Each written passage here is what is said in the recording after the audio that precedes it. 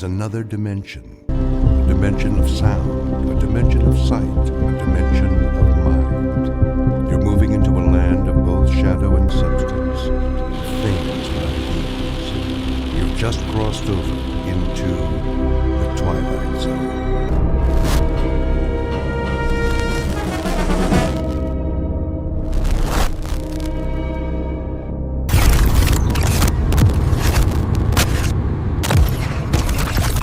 You are totally relaxed, floating. You are in a deep, deep sleep and can only hear the sound of my voice. You are safe, relaxed, and at ease. Can you hear my voice, Alex? Yes. I would like to continue where we left off last week. Is that okay, Alex? Yes. Last week, you were telling me about a strange laboratory. Do you remember it? Yes. You described it as filled with instruments. Tell me about the instruments, Alex. They're metal. Shiny. There are lots of lights. Tell me about the lights, Alex. Are they bright? Yes. The lights are bright. Are there people in the room? Aliens? Yes. There are aliens. Sir, please. I'm allowing you to sit in, but please do not interrupt. I'm sorry. Can you describe the aliens for me, Alex? Do they have big eyes? Yes. They have big eyes. And what did they do to you in the laboratory? Experiments. What kind of experiments? I don't know. Were they medical experiments? Yes. Medical experiments. Enough already. Sir, please. Okay, Alex. I think we're going to have to end our session now. I want you to wake up now. You are slowly awakening, feeling better than before. I will count to 3, and you will wake up. 1, 2, 3.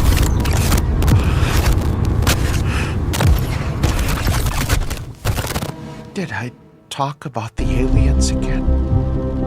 Yes, Alex, but I must say I think we are making progress. Yeah, right. Alex, let me introduce Tom. Tom is an author researching a book on alien abductions, and he is very interested in your case. Have you ever been abducted? Can't say that I have. You should have Dr. Heisenberg hypnotize you. You never know. I think I'll take a pass on that one. Okay then, Alex, I think we still have much work to do. Can I count on seeing you next week for our next session? Yeah, sure. I really appreciate all your help. That's fine, Alex, that's really fine. Now remember to give a check to the receptionist on your way out and schedule your next week's appointment. Sure. Okay, I'll see you next week, Dr. Heisenberg. Next week, same time. Make an appointment with the receptionist and give her your check. Bye.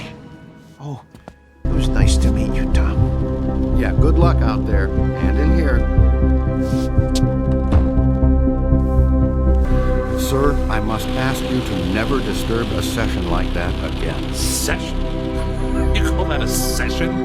You essentially told him what to think and say. This is not the first time I've met with Alex. He and all of my other patients have been seeing me for years, and I have their experiences with abduction memories well documented. You can't expect me to start over with a patient just because you are here. Look, I appreciate the time, but I need hard evidence. All you seem to have are stories from people extracted with a methodology that looks to be anything but scientific. If you have nothing better to do than question my integrity, you do not need to return to this office. I don't even know you, and I thought you had a serious interest in this subject. Dr. Heisenberg, I'm sorry. Thank you for letting me sit in a comfortable chair and study your methods.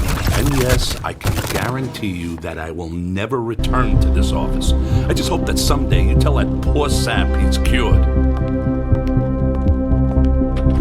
Goodbye, Dr. Heisenberg. Hello, friend. Here is your invoice for today's session. And should I schedule you for the same time next week? Slow down. I'm not a patient. I'm researching a book. There's no reason for a bill here. You can pay with a credit card or debit card if you wish. $500? Is that what he charges for that scam he's got going in there? This is a racket. We could send the bill to your home if you prefer. With the proper diagnosis, your insurance may cover part of the treatment. I'm not a patient. I'm not paying $500. I'm not coming back. Goodbye. Goodbye, friend. We'll see you next week, and I'll mail your invoice.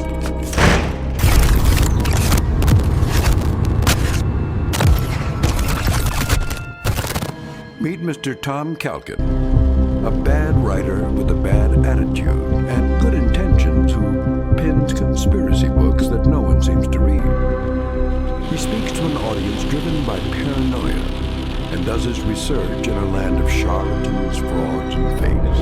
A man without money, without fame, searching for the story that will make his name and his fortune. His biography is as boring as his work, and his next contract may be his last. Desperation drives him, and lies define his truth.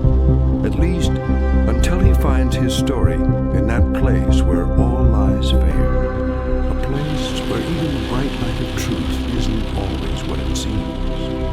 A place called the Twilight Zone.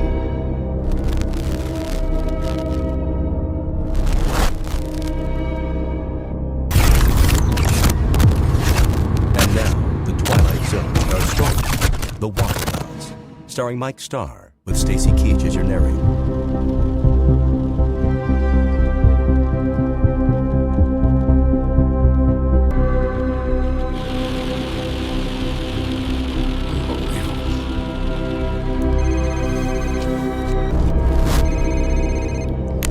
Hello. Tom, it's Maria. Hi. Where are you? I'm sitting in your restaurant. We were supposed to meet today for lunch. Sorry. It's been a stupid day. I'll tell you about it when I get there. Please don't leave. I'll be here. Bye. Bye. How do I get into these things?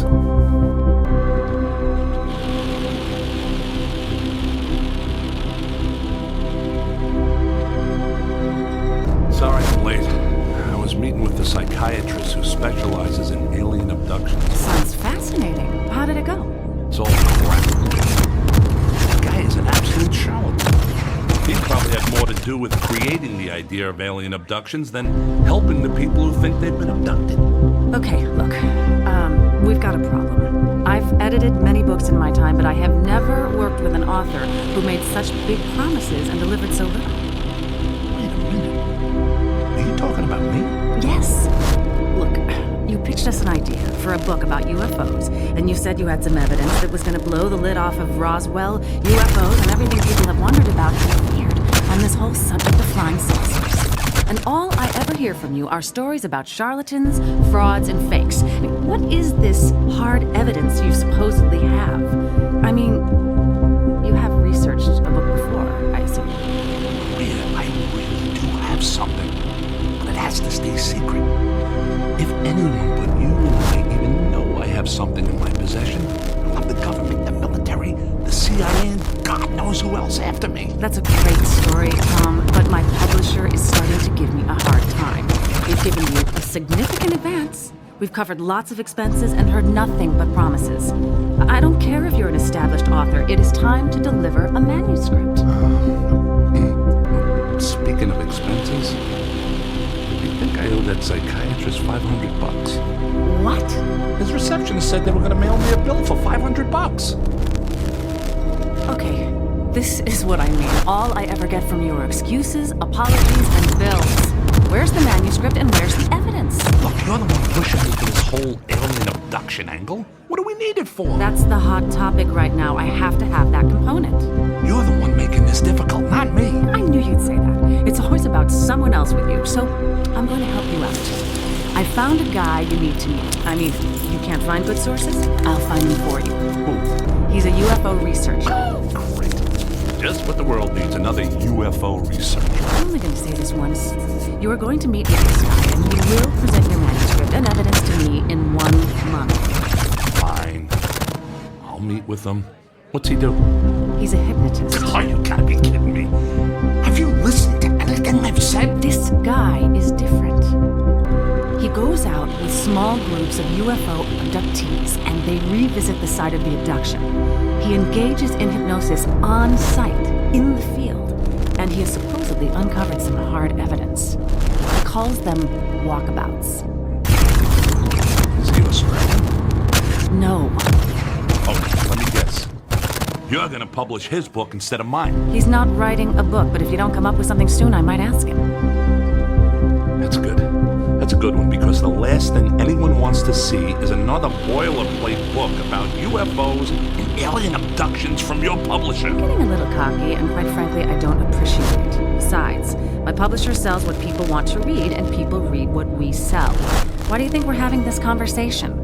Look, you told me you had it all the evidence the world would ever need to know the truth about UFOs. Of course, you can't show it to anybody because it's so secret. But Tom, I'm telling you, if you didn't have so many books under your belt, I never would have bought into this. Is this how you've done all your books? I get it. Oh, shut up.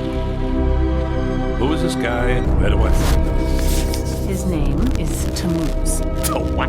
Tammuz. It's pronounced Tammuz. Maybe if you show me your evidence, he'll show you his, and we'll all be happy. Okay. I'll get a hold of him. Do it soon, Tom, and show him what you've got. I'll call him today. Good. And I'll see you in a month with the manuscript. Deal. Is it possible for you to pick up the tab?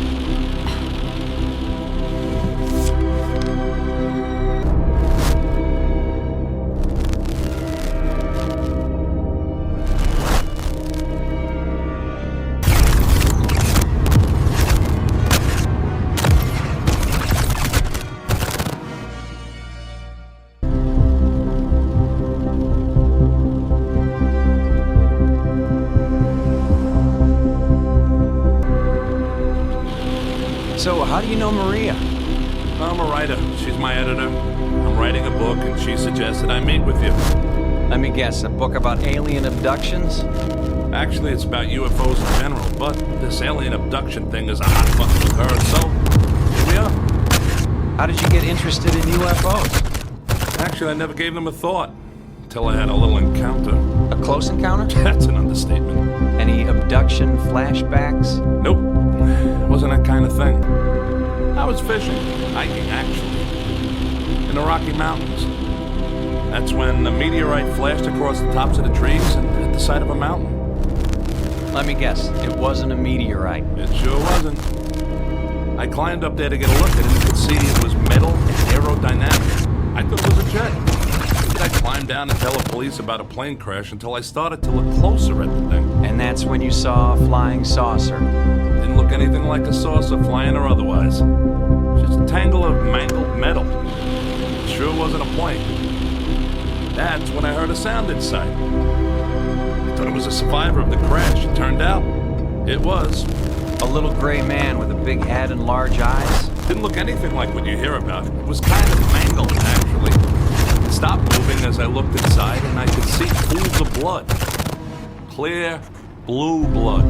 Sounds like alien royalty. Look, this may sound funny to you, but I know what I saw. Sorry, it's just that I've heard so many stories it starts to get old. Although yours has some new characteristics. It's actually a good story. Doesn't sound like much of a book, though. That's because it's more than just a story. Like what? I got pictures. That helps. And video. And parts of the wreckage, and I even wiped up a sample of the blood, put it in a plastic bag. In my freezer at home is a sample of alien DNA. In a box under the bed are parts and instruments from the craft. And on my computer are pictures and videos of the inside and outside of the craft. You're not making this up, are you? Nope. It's all real, and I got it all. Now, what do you got? What do you mean? That was a deal I made with Maria. I would tell you all about my evidence, and you would tell me all about yours. My friend, I don't think anyone on the planet has evidence like yours. Well, maybe at Area 51, but not in a box under a bed or next to the frozen pizzas in the freezer. Damn it, Maria! What? She told me you would share your evidence. Let me guess. You got nothing. Hey, slow down, my friend.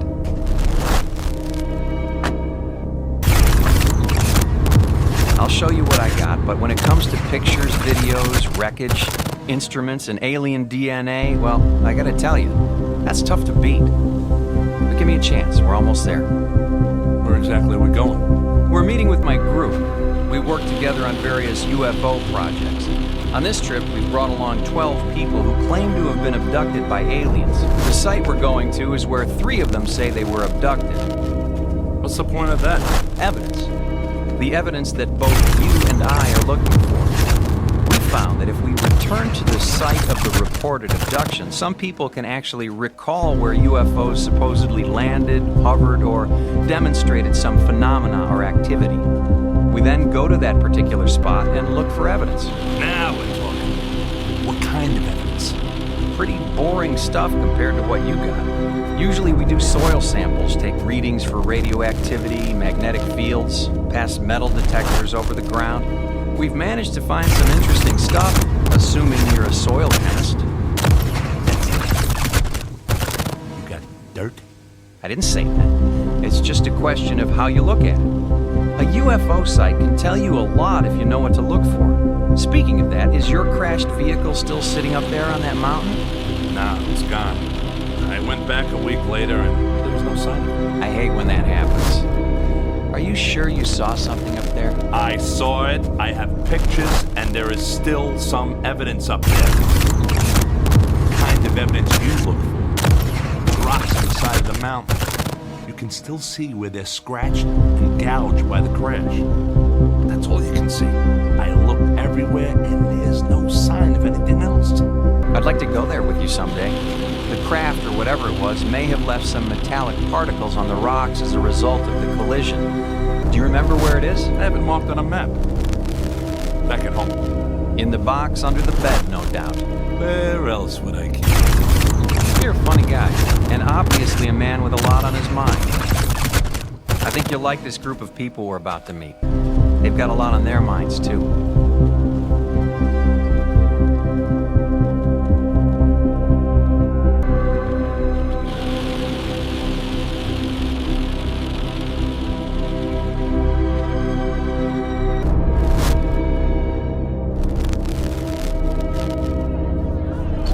Settle down, they'll be here soon. Hello, Tamu. Beginning to worry you were lost. It's gonna be dark soon. I wouldn't have gotten lost, not with all the racket this bunch is making. Enki, this is Tom. He's a friend of a mutual friend. Tom is writing a book about UFOs, and he's interested in our work. Ah, it's nice to meet you, Tom. We have extra tents for unexpected guests tonight. I trust you'll be comfortable. We're about to eat. Please, both of you, join us. Quite a setup you got here. You planning to stay a while? Some of us, although I'm sorry to say the abductees only last a day or 2 on site. It can be a bit overwhelming for them, especially for the 3 who feel they were abducted at this place. You know, I don't know how to tell you this, but I had no idea this trip would involve camping. Sorry about that.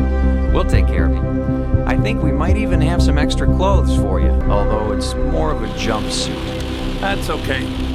I'm not planning to stay that long. Just long enough to see what you got. Fair enough. Let's have something to eat, and then we'll figure out how we're all going to proceed.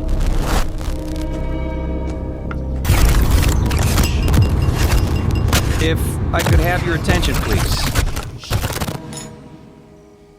Thank you all for joining us. I know this is difficult for some of you, but I can assure you you're in good hands, and my hope is that our walkabout will be brief and uneventful. I'd like to introduce a special guest. Our friend Tom here is an author preparing a book on the subject of UFOs. If you'd like, I'm sure he would be fascinated by some of the stories you have to tell. Welcome, Tom. Tom, hello again. Hello there. Do you remember to make your appointment for next week? Yes. And I'm really looking forward to it. I bet you are. starting to look that way. His name is Alex. I seem to keep running into him. Welcome, Alex. Hello? And to all of you, a warm welcome. Once we finish our dinner, we'll change into some gear for our adventure. We're going to engage in an exercise with group hypnosis tonight. Our goal is to understand what you have all experienced and to see if we can trace the behavior of the various crafts you've seen and find any signs of their presence on this spot. My good friend Anki and some of my other associates will be using instruments to determine if our visitors have left anything behind for us to collect. Let me reassure you once again, these walkabouts tend to be quiet and gentle affairs, and I trust this evening will be no different. Now, let's enjoy our meal and then begin. That's it? Group hypnosis and you guys run around with instruments in the dark? Is this gonna be another waste of time? My friend, it is not a waste of time. I'm sorry you're in such a hurry and I can't help you with your deadline or your editor. Let's just hope we find some good evidence for you tonight and then you can get to work. Tom, I laid out some clothing on a cot in your tent. You can change when it's convenient. Right now sounds like a good time.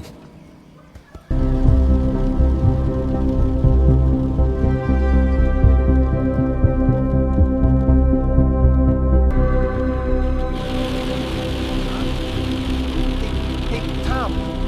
Wait up. Oh, it's you. Is this how you spend most of your time? Dr. Heisenberg recommended I try this. Heisenberg. He doesn't seem like a guy who would want to lose a paying customer to a competitor. What? What are you talking about? That's not important. So, are you one of the people abducted from this place? No, I don't remember where my abduction happened. Dr. Heisenberg is trying to help me remember. I'll bet he is. Wonder how much that's gonna cost you. Oh, it's not about the money. It's about finding the answer. Well, that's one thing we both agree on. This looks like my tent. You doing the camping thing too? Oh, we all are. I don't think we have a choice. We walked here and I have no idea how to walk out. Yeah, I know what you mean. For some reason, I don't like the way this is set up. Do you know anything about these people? No, Dr. Heisenberg set it all up. He's a really good person. He's always looking out for me. Whatever you say, Alex. Man, he said jumpsuit. He meant it. Looks like something you'd wear in jail. I think it's to protect us from dangerous chemical residue in the soil. You're starting to sound like Tammuz. Well, actually, Enki told us that, and I'm not taking any chances. I'm gonna put mine on now. I'll see you again, okay? Yes, I'm sure you will see me again.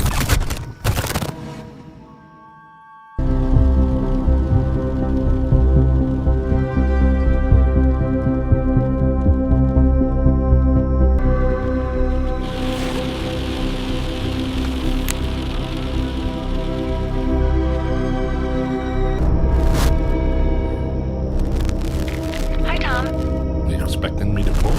No, I saw your name on the caller ID. Did you show to us your evidence? No, but I told you about it. That's why I'm calling. Oh yeah, this guy's got nothing. He's as big a fraud as that quack psychiatrist I saw yesterday. Hey, you know what? These two are connected somehow. Heisenberg has lots of connections. He's actually somewhat famous, but obviously he didn't impress you.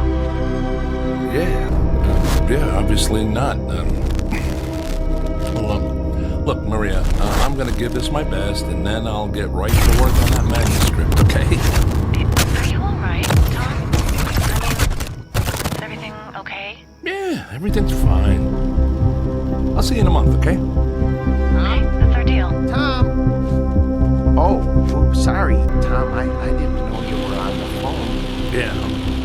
I'll talk to you later, Maria. Goodbye, Tom. I'm very sorry.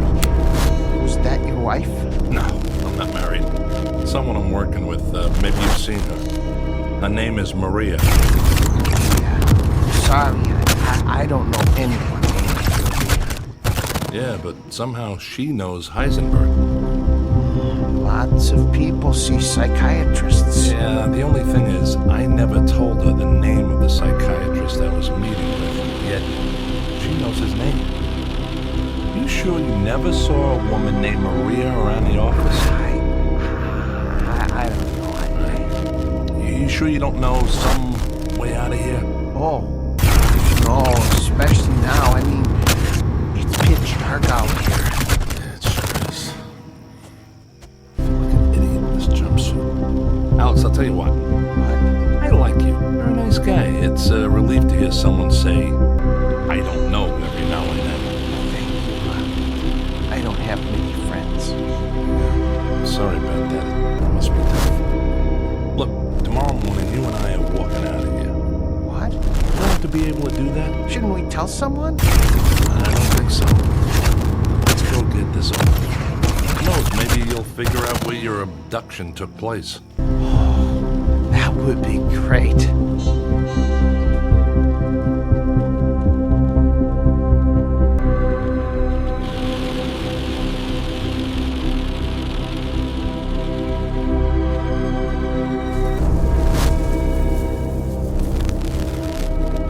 Hello, my friends. I see you're wearing our group attire.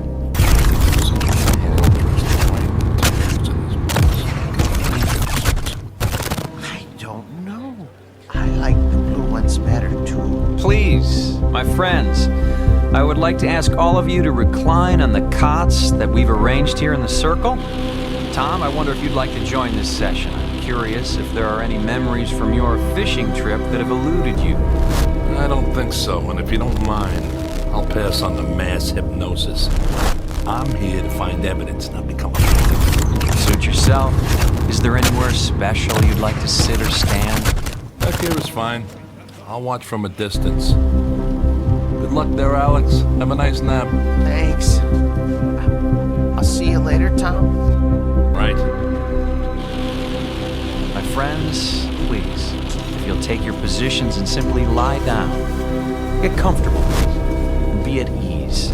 I want to begin by asking you to close your eyes and relax. Relax the muscles in your face and feel the tension go out. Relax. Feel your shoulders and arms slowly relax and allow your body to relax down your back, to your legs.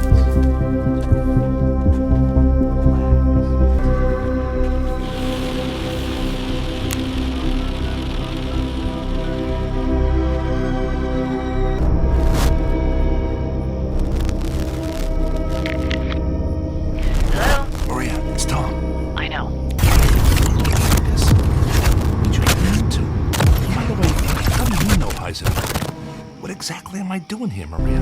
What are you talking about? This outfit is like a cult. There's no science here, and there sure isn't any evidence. How do you know Heisenberg? Maria, I never told you his name, but you knew that's who I was talking about. And he's connected to this Apples guy somehow. Tom, you're starting to sound like a conspiracy nut. Maria, I am a conspiracy nut. I'm writing a book about UFOs, remember? You publish books about UFOs. Your business is built on paranoia. So spare me the lecture and tell me how you know Heisenberg. So maybe I need counseling from time to time. Tom, get over it. You're looking for monsters in the closet, and I'm not one of those. I'm starting to wonder if any money is worth all this. Hey, if you want to bail on the contract, be my guest. We'll total all the money from your advance and all of your expenses and subtract it from the royalties of your other books. But get this in your head right now. This is the last book you will never write. I'm sorry. I don't know why I called. I guess I just don't know what to believe anymore. Who to believe. Look, when I get out of here, I'll finish the book. If I learn anything tonight, I'll add that as well.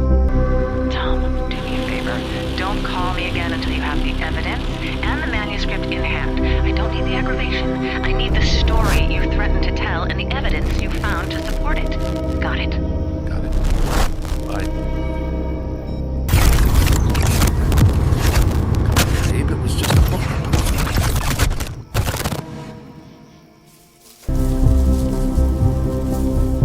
Right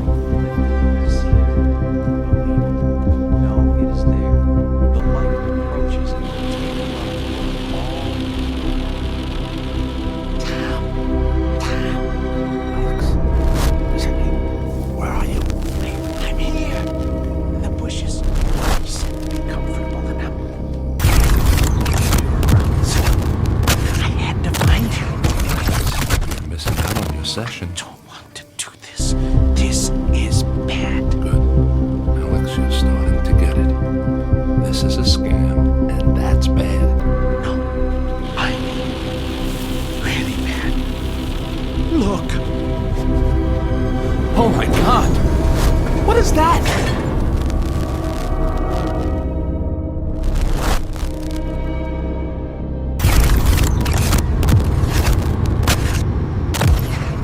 As the chariot descends to receive you, you will allow yourself to be lifted up. Feel yourself rising into the light. This is the place. This is where I was abducted. This is where it happened to me. I was lifted up into that circle of light. Alex, they're faking this. No. It's a spotlight and a hot air balloon and a lot of reverb through a speaker. What? A little cheap theater and just another way to get money out of it. How much did they charge you for this camping trip? They didn't charge us anything. I was afraid you'd say that. So why are they doing this? Maybe it helps to sell books. Good God, that's it. That explains it. Alex, these people are just perpetuating the myth of UFOs to make money on fear. You've got to get out of here. Did anyone see you come over here? I don't know. It's dark. That's why I couldn't find you. That's good. Gives us a chance. They're not gonna want to write us saying all this. Come on. Go slow, go quiet, and follow me. I'm afraid. Don't worry about the light. It's just a spotlight. What we have to worry about is what your friends will do to us. They're not gonna want people to know about their little ruse. It would put them out of business, including you, Dr. Heisenberg. I don't think they're ready to go out of business yet. Not because of us, at least. You okay? I fell. It's okay. Go slow. Stay with me. Tom, look. All right, their balloon and their lights coming our way. Remember this part. This isn't about aliens, Alex. I don't want to go up there again. I don't want to go up there again. You won't. Follow me. Go slow. Don't talk. Alex, we have to run. They're coming our way. We won't get away. We will if they don't find us. Look. What's that? Looks like a cliff. If we find an overhang, that'll block the light. Get down on the ground. I think I found an opening. Good man. Scoot in there. The light is right over us. Yeah, just enough to help us see. Keep moving back. I see a light. Don't worry about it, Alex. They can't see us. No. I see a light in the cave. What? We should go back out. Come on.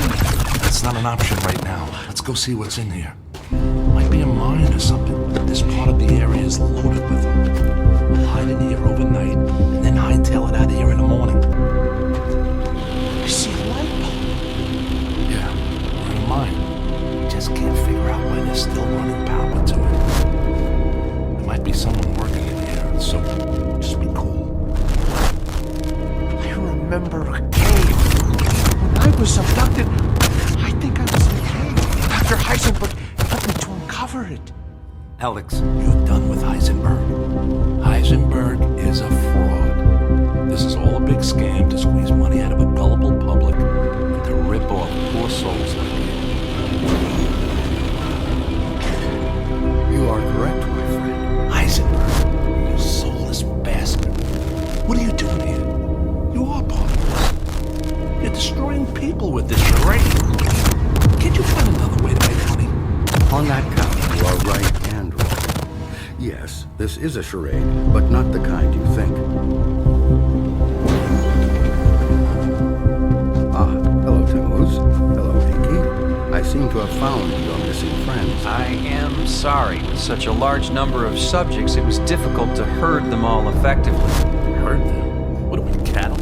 No, if that were the case, you would probably have been mutilated. Really? This is impossible. What are you doing here? This is like a law school. Am I on some kind of TV show? It's not a prank, and you're most definitely not on television. For that matter, you will never be on television, especially your videotape. treasure chest. That's the box I had under my bed. You've been to my home. Yes, and thank you for making it so easy for us to find what we need. Unfortunately, we found nothing of the evidence you described to Tammuz. Is it possible you have it hidden somewhere else? Sorry, pal, but there's nothing to hide.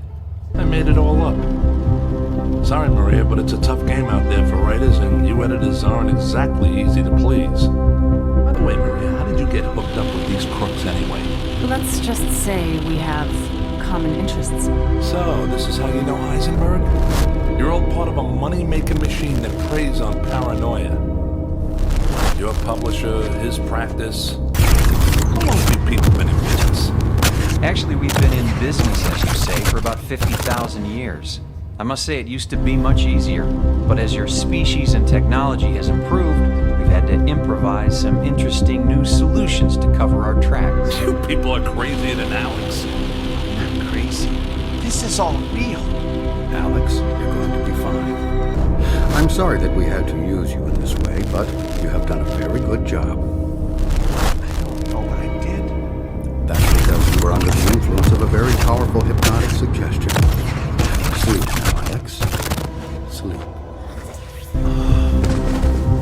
Alex! It's okay, Tom. Just relax. Tammuz, Enki, please carry Alex outside and send him aboard. It is his time. Who are you people? Well, for one, we are not people. We are, in fact, those aliens that you're so skeptical about. We are the Anunnaki. Many of us have been genetically modified to fulfill our mission on your planet. Now this is the book I should write. What do you say, Maria? This would be a hell of a story. I'm afraid this is a story that can never be told, my friend. Friend.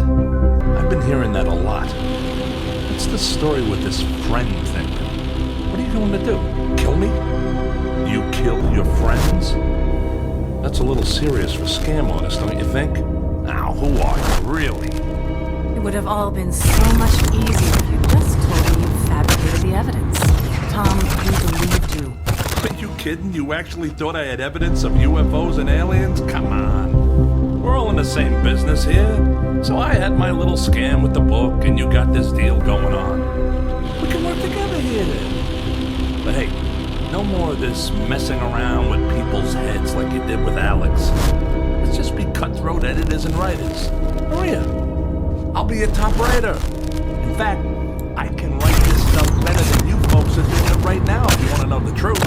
Ah, yes, the truth. You know, my friend, maybe it's time you did learn the truth. It's obviously something you have had little experience with. Take Maria, for example. Oh, yes, she does publish books. Books that we approve of course. Books that make the authors seem like madmen and lunatics. Quite frankly, if you had come to Maria with a book claiming to have visited Venus, you would be in print by now. But instead, you really got our attention. Every now and again, someone like you shows up with some real evidence that we missed. That's when we have to take action. You see, that's one of our secondary missions, making sure that our experiments are not discovered. That's why we assume the role of UFO researchers and experts on abduction. You see, Tom, we found that the best way to obscure the truth is to pretend to seek it.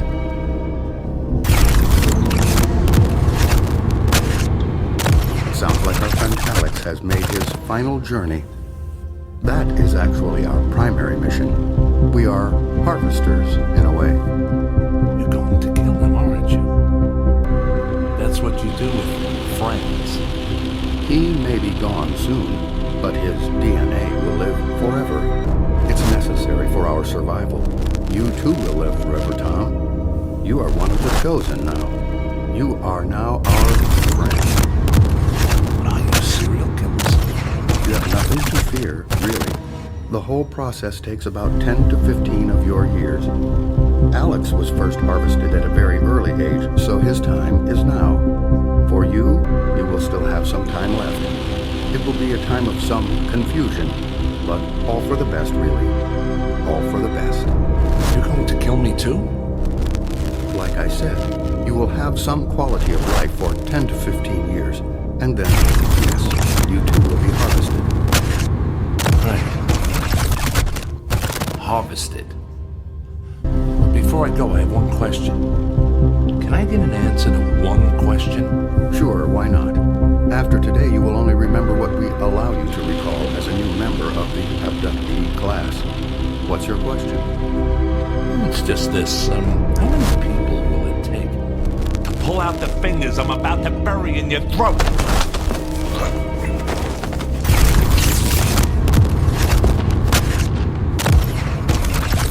It's all clear. He is unconscious. This was a difficult one. They are proving to be a greater and greater challenge. The growing sophistication of their technology, their increased awareness of our presence. We may need to initiate another world war or create a new pandemic. We can't allow them to have too much time to think. Does that mean we should terminate the terrorism initiative? It's quite possible. In the meantime, let's increase the number of stories about supervolcanoes, asteroids striking the Earth, and global warming. Keep the fear alive. And Maria, you seem to have developed some affection for this one. That can't be allowed. I know I will do better. Sometimes they're like pets to me, and I just seem to become attached. Ha. Spoken like a true editor. But you may have to have additional contact with this one, so keep your perspective. Now, back to work. We are staging a UFO convention in Mexico City, and I am recommending additional investment in the Alien Museum in Roswell. Enki, we will need your banking network to provide some additional funding for a documentary on a coming ice age. Let's really mix it up out there and keep these animals off balance. Tammuz, if you could clean up the campsite and sanitize any evidence, we can all get back to it. Do we have a site for the next harvest? Chicago, Illinois. Make the necessary arrangements.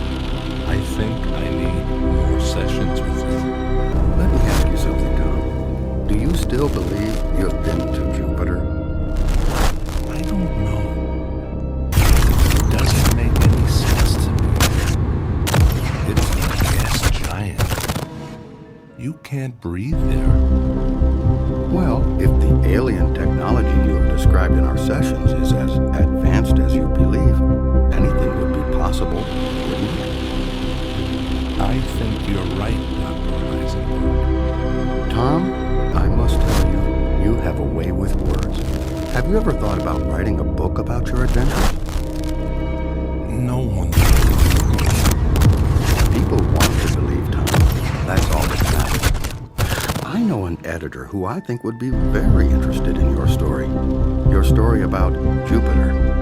Why don't you meet with her? I could set it up for you. Okay. Then it's settled.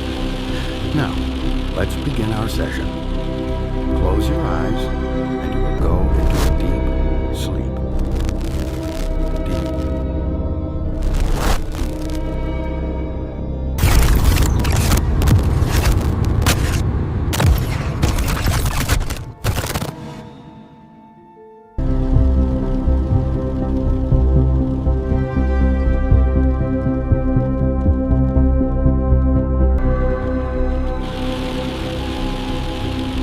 The evidence is in.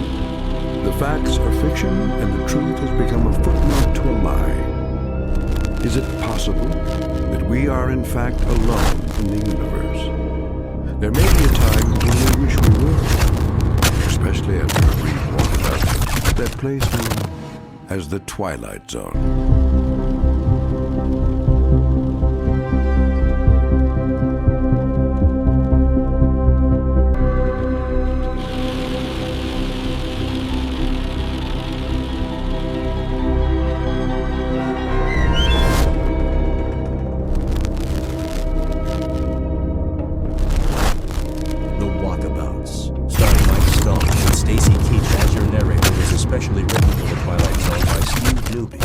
Heard in the cast were David Pasquesi, Joby Cerny, Leah Mortensen, Richard Hensel, Linda Kimbrough, and Tim Dadabo. The producers of The Twilight Zone wish to thank CBS Enterprises and the Rod Serling Estate for making this series possible.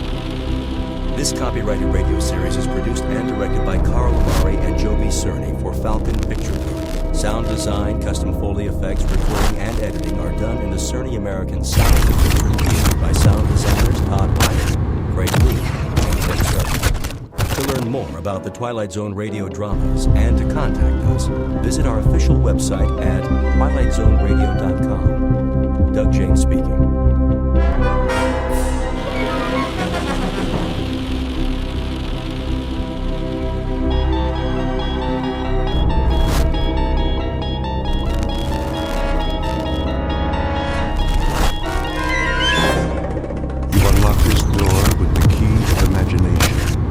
Beyond it is another dimension, a dimension of sound, a dimension of sight, a dimension of mind.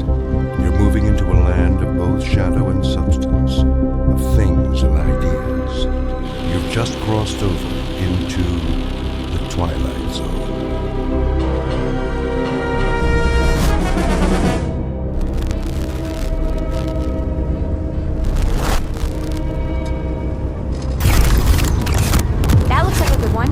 Does it? Well, it's hard to tell from here. Good as any, I guess. Ralph Wiggins Auto Wigwam. Doesn't sound like an Indian name. No, wait! What's the matter? There's another dealer down the block. Honey, I don't know if we can make it. Or the one across the street. Look, Hennicut's Cut Rate Car Sales. I think I've heard of him. I haven't. Haven't got much choice. This clutch is about to go. Turn in here. At the garden. See it? Where? Past the billboard with the lights. Just in time. At least they're all on the same block. If we don't see what we want, we can walk to the next dealer. Sure, honey. Looks like this one's got a lot of cars, though. They're not very new. That's all right. Dollar for dollar, the best buy is always a used car. Is that what they say? That they do, young lady. That they do. Hello. Howdy. Beautiful night, huh? Not too warm, not too cold. Out for a drive, were you? Saw my sign and couldn't resist, am I right? We're just looking. Sure you are. I understand perfectly. Young couple like yourselves. Just get married, did you? It's been 3 months, 6 days, and 5 hours. I knew it. How could you tell? Does it show? Like a halo, little lady, around both your heads. Why, I can always spot newlyweds. You've been in the business as long as I have. Look all you want. You're entitled. Just don't take too long. I'll be closing up in a while. Of course, that ought to be more than enough time. Mr. Henniker! Yeah? Excuse me a minute. Another one of my satisfied customers. How do you start this thing? Give it another try. Are you sure this is the right key? Sure, I'm sure. Engine's clean, just gave it a tune-up. No extra charge.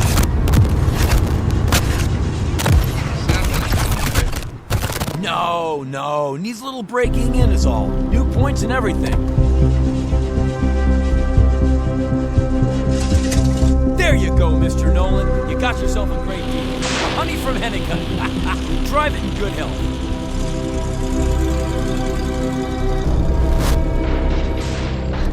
Whoa, too much power for him. Now, where was I? Oh, yeah. See anything you like, folks?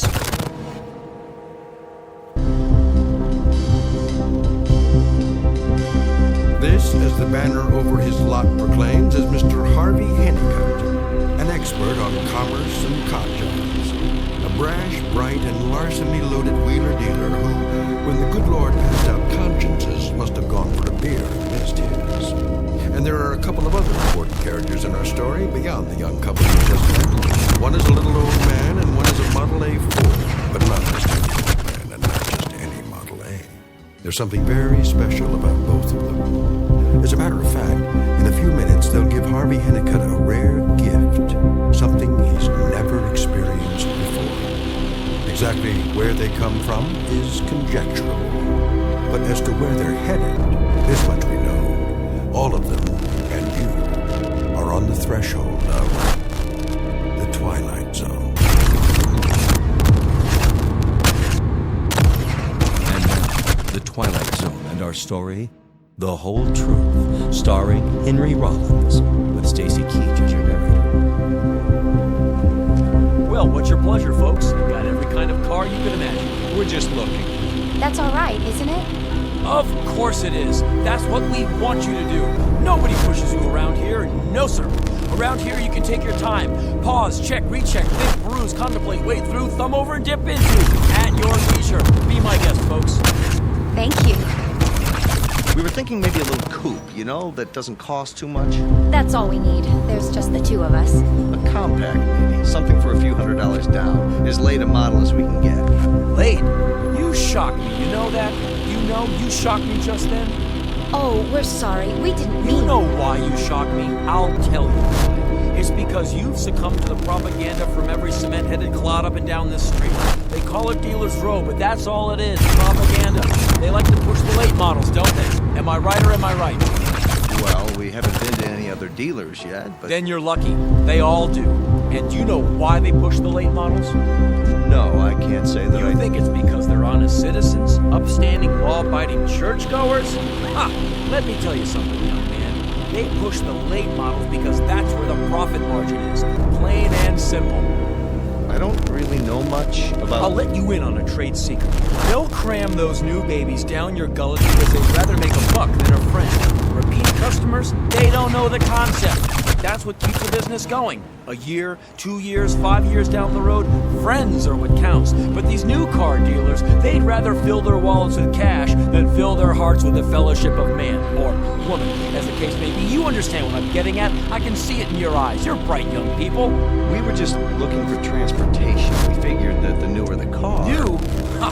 That's where you're completely wrong. Where you've suddenly gone amiss. That's the fork in the road and it's headed you straight up a blind alley. You don't want a late model car, one of those new jobs. Oh, no. We don't? Not one of those rinky-dink jobs slapped together on an assembly line, covered with chintzy chrome and plastic or whatever they use now. Crazy designs, idiotic names, and no more workmanship than you can stick in a thimble. No, I'll tell you what you want. You want the craftsmanship that comes with age, the dependability of proven performance, the dignity of traditional engineering, the maturity. Well, this is what you've been looking for. Take a gander. It'll get you where you want to go, and it'll get you back home. Have my word on it. And just for a few dollars more, you can have that guarantee in writing. This one? But isn't it a little too old? Not at all. It's a classic. Kick the tires, put your foot up on the bumper. Go on, you can't hurt it. Oh, what happened? My mechanic, he just put a new grill on the front, so it'll look absolutely perfect. You can do that anytime. All parts interchangeable. He just about to torch down the connecting bolt, but he must have gone to get it before ready. You're gonna do a job, do it right, I always say. Maybe we should let him finish. Not to worry. Did you know that the original prototype of this car was a Mark II tank? Really? Oh, yeah. When you get on the freeway with this baby, everybody else, get out of the way. See where the gear shift is? That used to be a cannon. Now, why don't we sit down somewhere and talk turkey? My office is a good place, nice and quiet.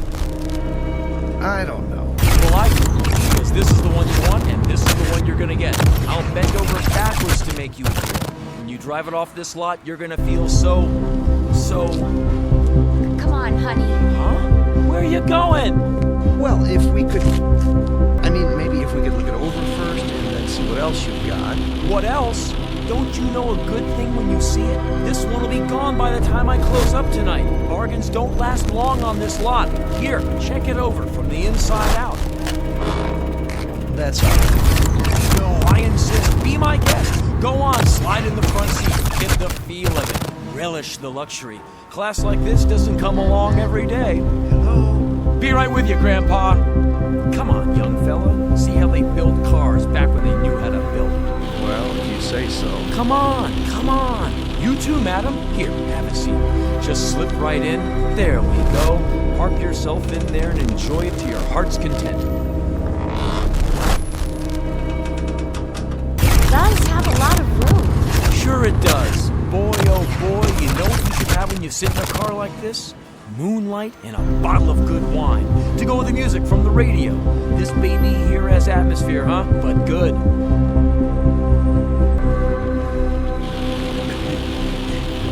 Are you Mr. Hennicutt? Yeah! Relax a minute. Feel magic. I'll be right back. How do you do? Well, that depends, Gramps. What do you have in mind? I wanted to bring you my car. So I see. Where'd you get it? Out of a museum? It's a genuine Model A, original factory stock. If you came here to park it, I'll charge you a nominal rate, but if you're here to sell it, you'll have to give me a minute so I can have a little laugh. Ha ha ha! There, I got that out of my system. I'll give you $50 for it. Any junk man, he'll give you 45 tops just to haul it away. The Smithsonian might beat that by a buck or two, but don't hold your breath. Barcelona. It's a collector's item. Well, then you better take it to a swap meet. I only deal in cars I can move. If you're thinking about a trade-in, forget it. This here's what you call a white elephant. No, I wasn't thinking of buying another car. I thought you might need it. For what? It's a wonderful old car. Been in my family for years. They built them better in those days, I think. Ah, Granddad, that's the line everyone calls for. The old rhubarb, the saw, the turkey that everybody and his brother's trying to pull on the open market. Cars were built better in the old days. Ha! In your dreams. You don't believe that? Let me tell you something. 10 years ago, even 10 years, they didn't know how to build cars. Not like they have today. It's the new cars that sell. It's the new cars that run. It's the new cars that combine the genius of mind, muscle, and the assembly line. Modern factories, better technology. Look at this thing. Heavy old sheet metal, painted black. It's great if you're going to a funeral. I see. But, I tell you what I'm gonna do. Just because I like your face. It reminds me of my own grandfather, rest his soul. A man of dignity, down through his declining years until he died. Rescuing a capsized boatload of people in the East River. So, I can see my way clear to give you a 60 for it. I'll probably have to tear it down and sell it wheel by wheel, bolt by bolt to an antique dealer, or the first itinerant junk man who comes around. But you caught me in a good mood. 60 I can go. Not a penny. $60 cash. That's the offer. Take it or leave it. I kinda need the money, but couldn't you make it 70? You try my patience, old friend, to the max. What does that mean? That means 60 is going, almost gone. No, please. Just in time. Sold. 60, cash on the barrel then. Now, I tell you what you do. You go in that little office, I'll meet you there. Once you get your papers and your car registration together. Did I say car? Make that. I've got the papers right here. You do? Came prepared, huh? All right then. Let's get this over with. Step into my office.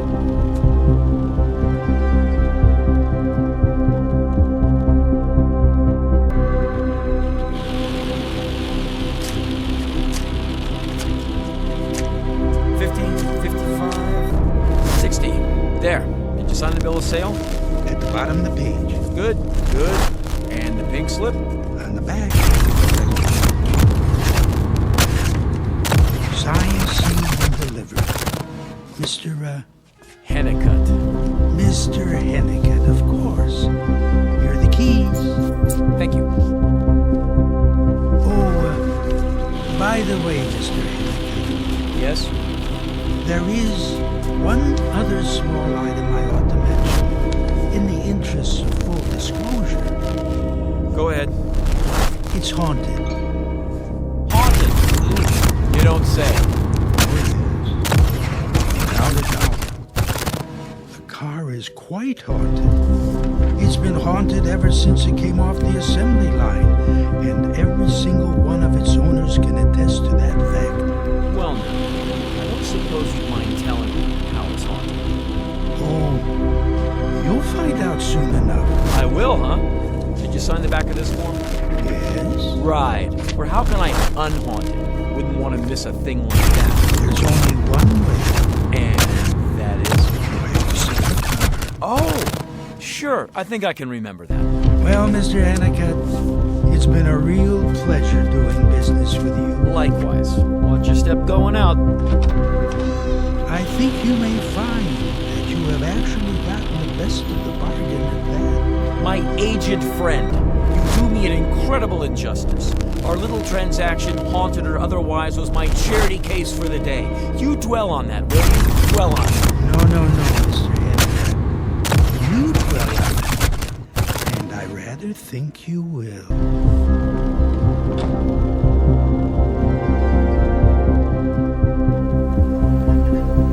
Well, folks, what do you think? I think we'd like to get out now. Oh, sure. I'll get the door for you. Slide this way. Knees first.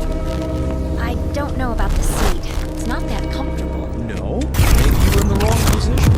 I know you young folks like to snuggle up right next to each other, but the way you've got those bucket seats, of course you could adjust them, slide them any which way. How's the engine? The engine? Runs okay, does it? Oh, it runs. Definitely. Starts right up. How much is it? How much? With the down payment. Minus the trade-in, of course. You do take trade-ins, don't you? Sure.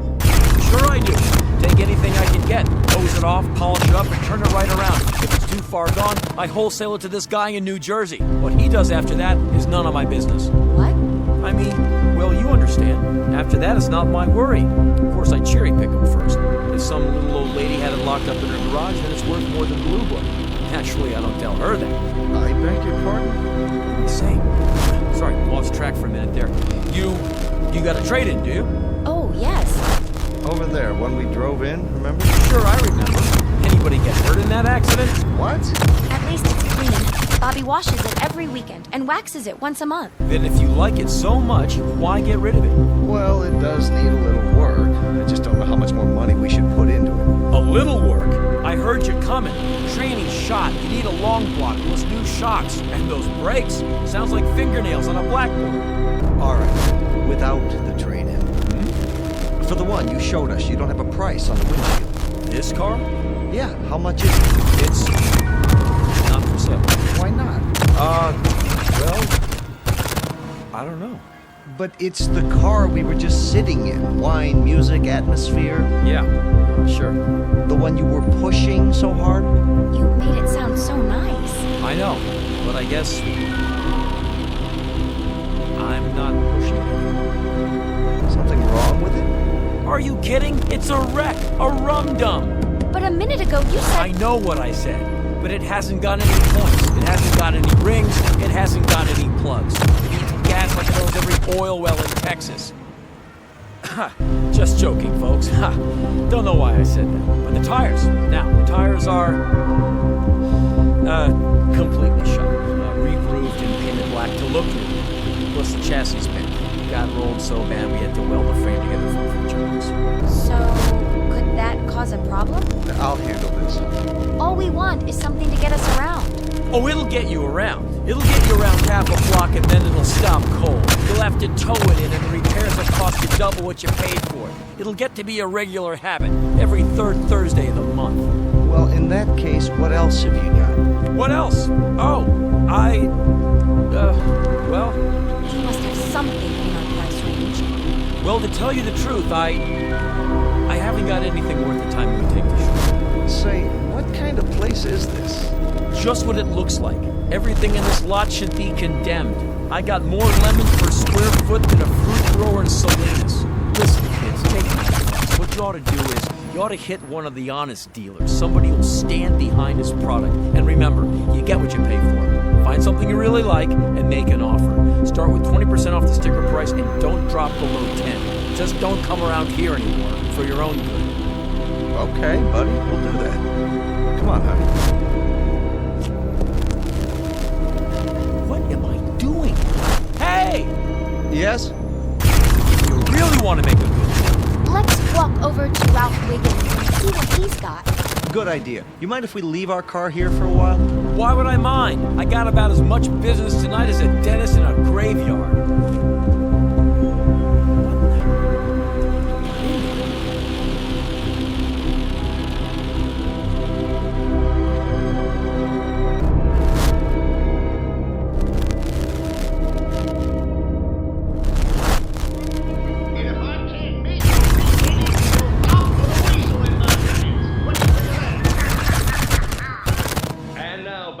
feature Wagons Home, starring Chris Parker, Dan Walker, Jonathan Harker, Chris Parker, and Iron Eyes Cody.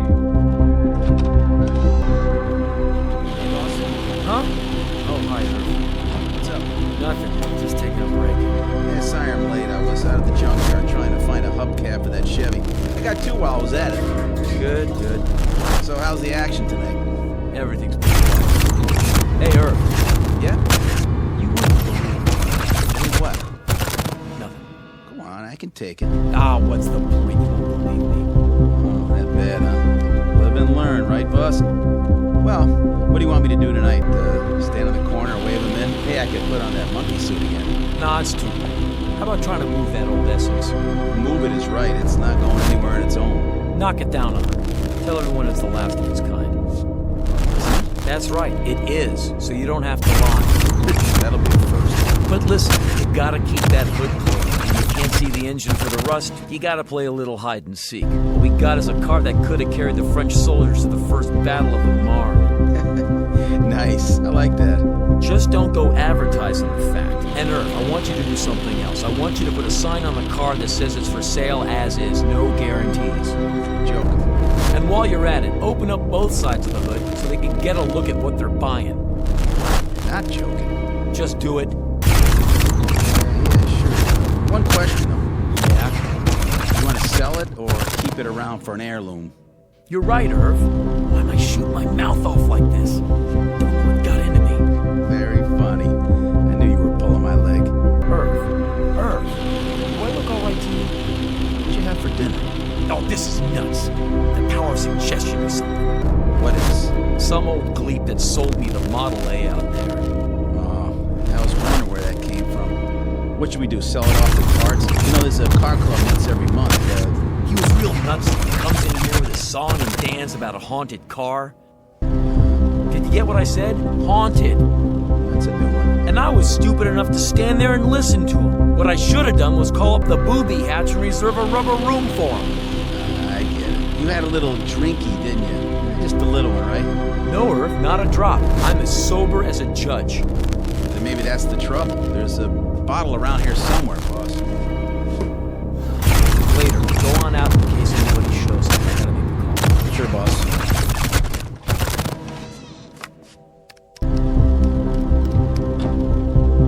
Is that you, honey? Yeah, it's me. You're ever loving.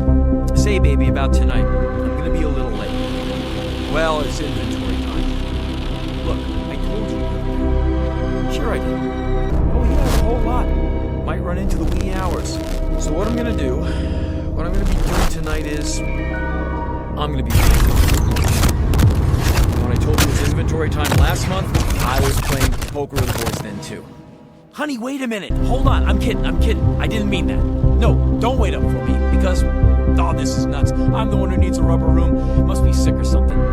Yeah, I'm coming down with something. Look, what I'm really going to be doing tonight is playing poker with the boys. Oh, strike that. I'll call you right back. What is this? I got no control over what comes out of my mouth. No control at all.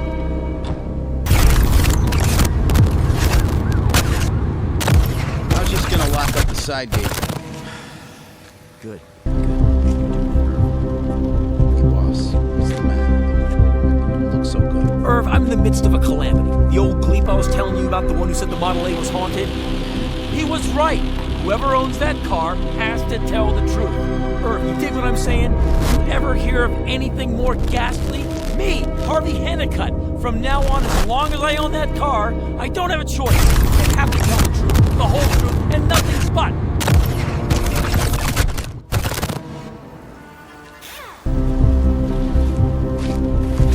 Morning, Irv. Oh, hi, boss. I wondered where you were. So I went ahead and opened up. Thanks. Thought I'd put that hubcap on the Chevy. It's not a perfect fit, though. The rim must be bent. Yeah, I gotta jack it up and take the weight off. My guest. Something wrong? I gotta clean up.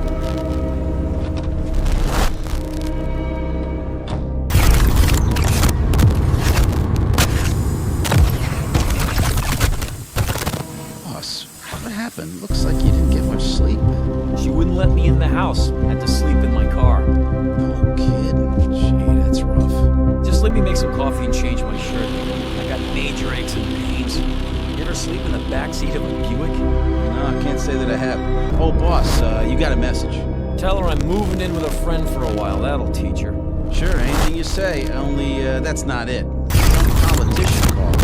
He's coming by to look at a car. Said he'd be here around... What politician?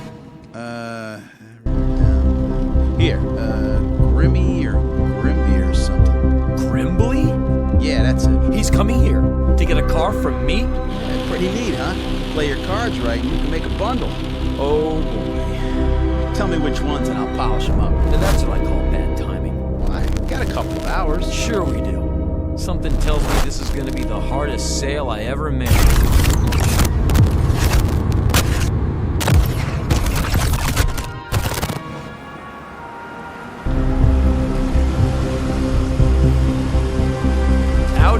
Let me get the door. Luther Grimbley. I know, sir. I recognize your face. You do, huh? Of course. My associate told me you called. Honest Luther Grimbley. 30 years in politics, currently up for re-election. Alderman, 13th. In honor, sir. What's your pleasure? Something special. For the St. Patrick's Day.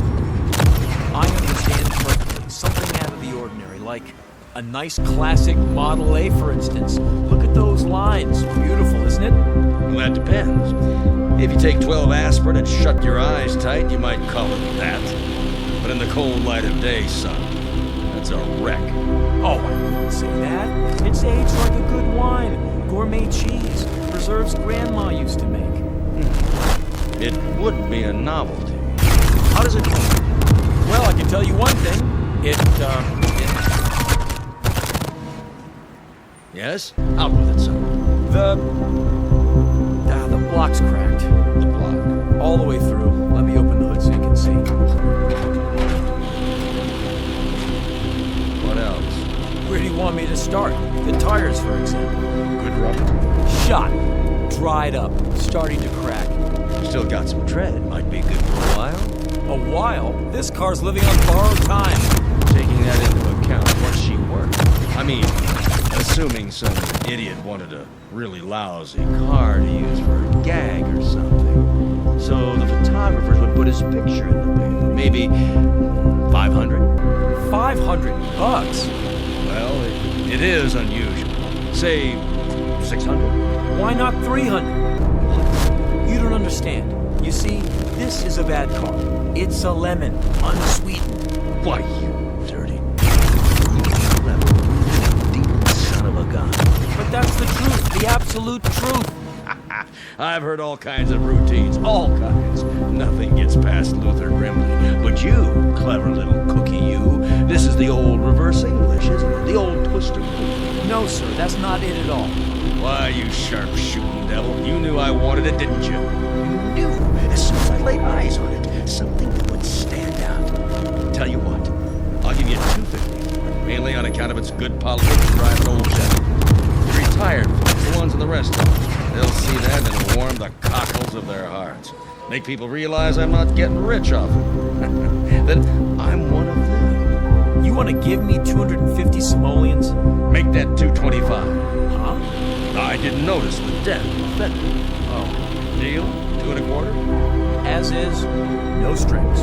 You better trot out the strings right now, buddy boy. Trot out those strings. I want to know what happened. Let's see here once. You're offering me 2 1/4 cash, as is, no returns. But well, it's haunted. Haunted? This car is haunted? Yeah, yes, sir.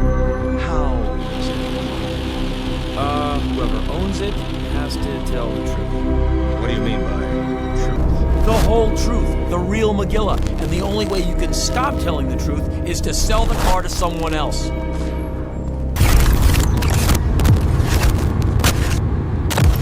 This baby over here. That's no baby, it's a great-grandfather. Hasn't got any transmission, no differential, no rear end at all. It's shot by a firing squad. By golly, that's the goods, isn't it? You really do have to tell the truth. So that's it. That's the reason for the backwards pitch. You don't have a choice. You have to tell it like it is. So what about the Model A? What about it? Well, in spite of the fact that it's haunted, it's still a swell conversation piece. For some people, maybe. Not for honest Luther Brimley. Buddy boy, I'm in politics. That's the trough I feed from. And when you tell me I gotta start telling the truth all the time, holy Hannah, don't you get it? I couldn't make another speech. I couldn't run for dog catcher. Why didn't you sell it to Boss Ryan over the 12th Ward? Well, I'd love to hear him lay it on the line one time. Just once. Or the mayor. Why not the mayor? Why don't you sell it to City Hall? If he comes by, maybe I will. I guess that would really shake me. You don't have to wait for the mayor. Bigger fish to see. In fact, here comes one right now. Where? Stretch limo. Got his whole entourage with him. Wants to see how we do things over here. Been following me on my rounds all morning. Who is he? The Emir of Ugusistan. Most powerful potentate in his corner of the world. You have a deal. Get you more publicity than money can buy. You catch my drift.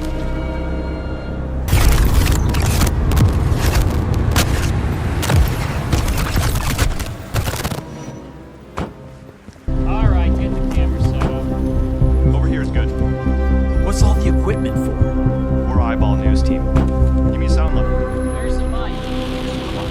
Hey, what do you fellas think you're doing? It's all right, Irv. It's for TV. TV? Yeah, 6 o'clock news. Are you the manager? No, I am. Harvey Hennicutt's cut rate auto sales, where the deals just keep on coming. So long, Emir. I gotta get back to work. You know how it is. Keeping democracy running. The Emir is grateful for your hospitality. Anytime. It's the American way, huh, boy? You better believe it.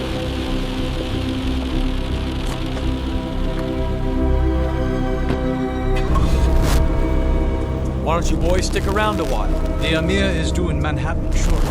Stand back, please. Maybe... Can roll down the back window and get a shot. What do we ask? Alas, I am only the translator. Now he must go over his speech. Say, is anybody hungry? I could order out. What does he like on his pizza? Mr. Hennicutt? That's me, Harvey Hennicutt. Hennicutt's cut rate auto sales, at your service. The Emir expresses interest in one of your automobiles. Oh, he does, huh? Well, why don't you step into my office so we can, discuss it in private? Here, I'll get the door for you.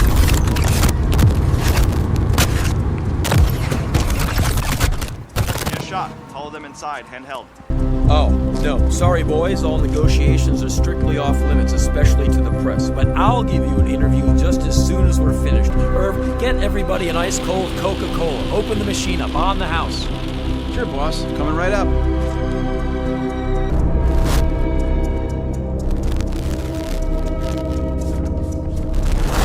All he has to do is sign right here. You can take it out of the car.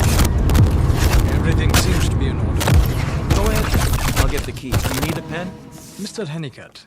Yes? It's your motives I'm concerned about. Don't worry about my motives. I'm not trying to cheat you. Of course. But it is an example of Mr. Henry Ford's great contribution to your country. The production line. Quite brilliant, really. That is why the Emir desires it for his collection. And yet, your price seems overly modest. Look, I bought the car for $60. I'm selling it for $60. That's all. I don't want to make any profit. It wouldn't seem right for such a special car and a special buyer. Take your time. Talk it over with your boss. That is not necessary. I am authorized to accept your terms, Mr. Hennicutt. The Emir is addressing the United Nations in a mere 3 hours. Then we've got a deal. Cash is accepted. In American currency. Is it? I've got the papers right here. Now this is the bill of sale, this is the transfer of title, and this is the registration. Have your boss sign all 3 of them on the dotted line. I am empowered to sign for you. Oh, no. The boss has to sign. You dig what I'm saying? Only the boss himself can sign. It's the way we do things in the US of A. Is that it? You are a autograph collector? Yeah, something like that. In that case, I'll take the papers to him. You do that, and tell him he's one lucky dog. I mean, you got $1 million worth of propaganda. You know that? All you have to do do is tell your people back home that this is the kind of car the average American drives. Nothing too rich. We believe in equality and truth. Most of all, the truth. Anything else doesn't go here. You tell your boss that. He keeps one copy, you bring the rest back to me, and that'll do it. Your boss will be the new owner of the car. In a minute, he can drive it right off if he wants. Drive it right off. I will tell you.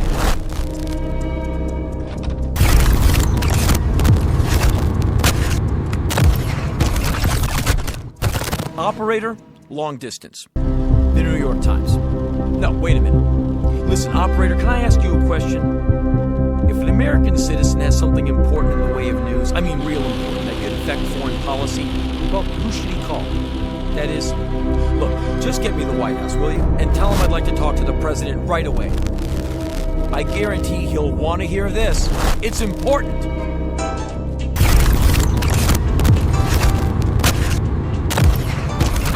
Couldn't happen, you say? Far-fetched? Way out? Possibly. But the next time you buy an automobile, remember this. If it looks as though it went through the Battle of the Marne, and the seller is willing to throw in an arm, not to mention one of his legs, be cautious. And once you sign the bill of sale, be particularly careful about telling your boss that you've missed work because of your grandmother's funeral. You're actually at a baseball game, watching a doubleheader with the Dodgers.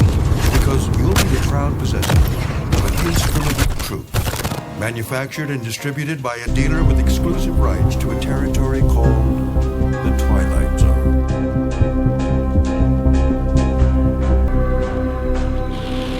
We'll return to the Twilight Zone in just a moment. You are about to enter another dimension, a dimension not only of sight and sound, but of mind, a journey into a wondrous land of imagination. Next stop, the Twilight Zone. Hi, this is Stacy Keach. I'd like to take a moment to tell you about our Twilight Zone website at twilightzoneradio.com. At twilightzoneradio.com, you'll find the latest information on these Twilight Zone radio dramas, including behind-the-scenes photographs, plus the newest product releases, trivia contests, ways to contact us, other Twilight Zone-related info and merchandise, plus links to other fascinating websites. So make your next stop twilightzoneradio.com.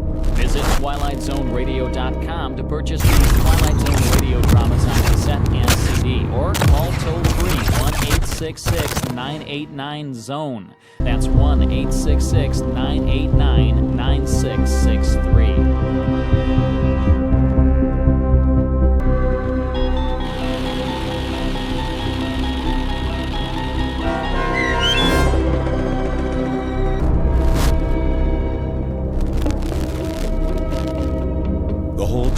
Starring Henry Rollins with Stacy Keach as your narrator, adapted to radio by Dennis Anderson, and written for the Twilight Zone by Ron Serling. Heard in the cast were Jeff Lupetin, Doug James, Christian Stolte, Elizabeth Lido, Bernie Landis, David Darlow, Anish Jetmalani, Carl Amari, Vince Amari, and Ellie Weinberg.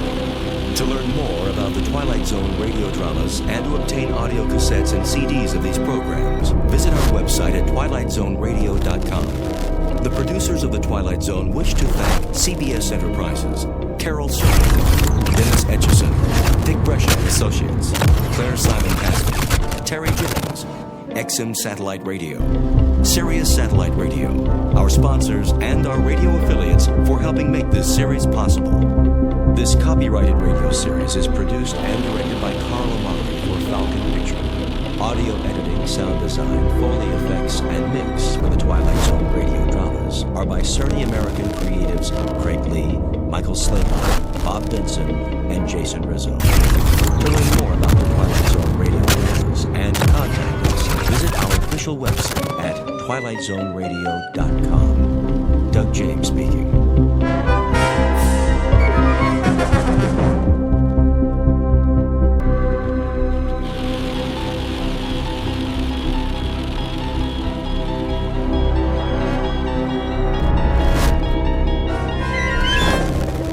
Unlock this door with the key of imagination. Beyond it is another dimension. A dimension of sound, a dimension of sight, a dimension of mind. You're moving into a land of both shadow and substance, of things and ideas. You've just crossed over into the Twilight Zone.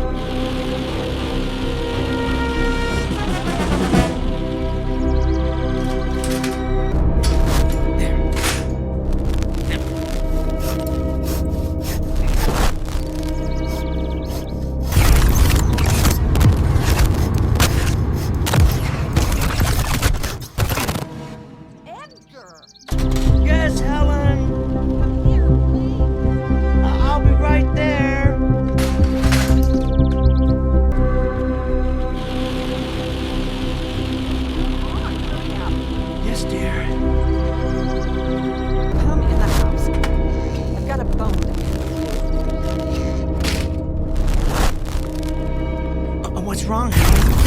Look at what I did to my hand. What happened? I was cleaning the basement and I cut it on that stupid metal contraption you brought home yesterday. Oh no, the accelerator bracket. Are you alright? Do you need me to clean it with hydrogen peroxide? Or should we go to the ER? No, I finally got the bleeding to stop by myself. I thought I was going to hemorrhage to death. Thank goodness. What? I mean, it's good you were able to stop the bleeding. What is that stupid bracket doing down there anyway? Well, I needed to complete my experiments. Your experiments? That's all I ever hear about. I can't believe I gave up a successful modeling career to marry such a geek. Oh, this ridiculous hobby of yours is getting out of hand, Edgar. Well, it's more than a hobby, dear. Yes, you're right. It's an obsession. You're constantly down there tinkering with that pile of junk you built. How about spending some time fixing the problems we have in the house?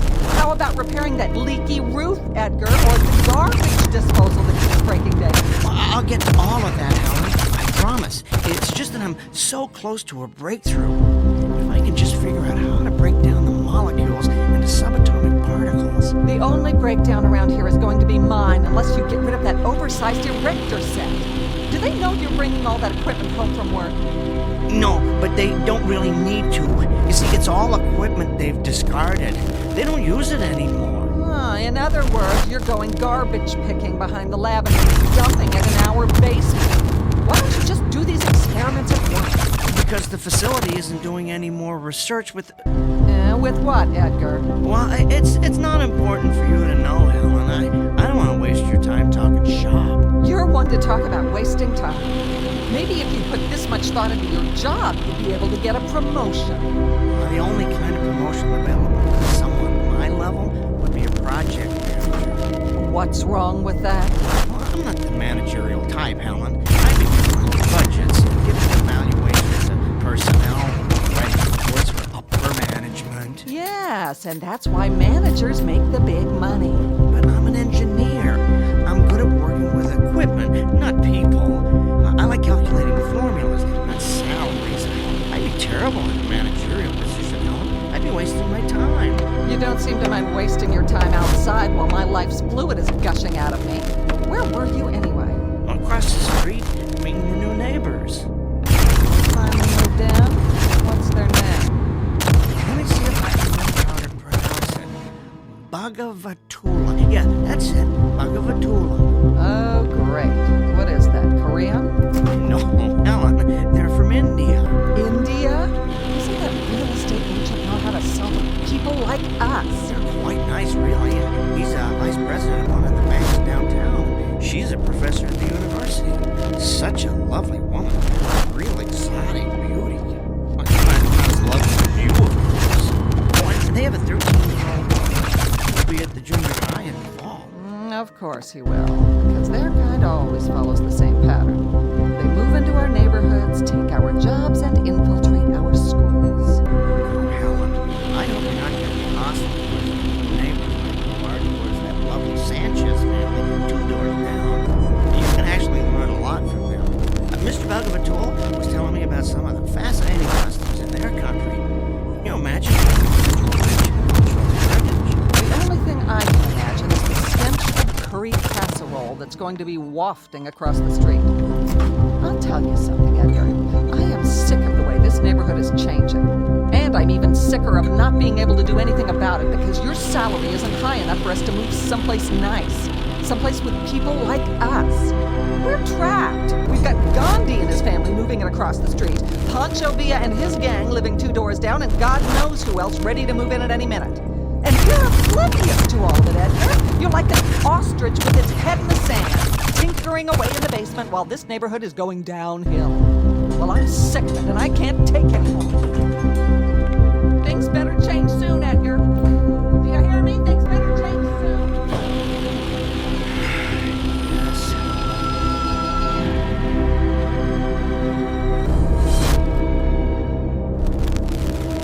Portrait of a tragically mismatched couple, Edgar and Helen Peabody, a textbook example of opposites attraction. He was attracted to her breathtaking beauty, while she was attracted to the fortune that would result from marrying him. brilliant up-and-coming young scientist.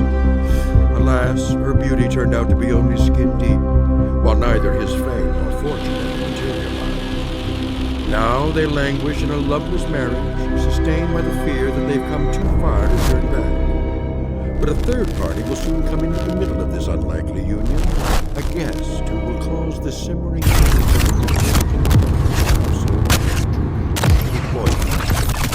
an unexpected visitor from a different neighborhood, one that's somewhere in the vicinity of the Twilight Zone.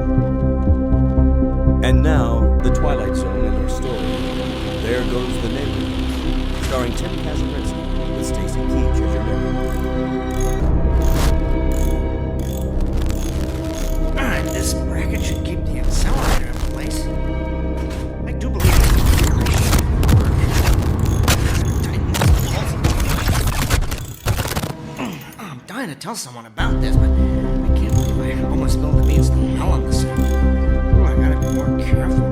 First thing she'd do is call her cousin Rick. That'd be a problem. He's a pretty sharp guy. I suppose that's a prerequisite for being an FBI agent. But if he's found out about this, I'd have G-men swarming all over the front lawn. No, nobody should know. Not yet. First, I want to perfect the process. After that, I'll make certain this technology isn't dangerous to humans. Then, and only then, can the whole world know Edgar J. Peabody has built the world's first teleportation device. Just think, daily commuters could avoid highway traffic by teleporting straight to their offices. Accident victims could be teleported from the accident site directly to the ER. The possibilities are endless. There. Just turn on the particle accelerator, let it warm up. There we go.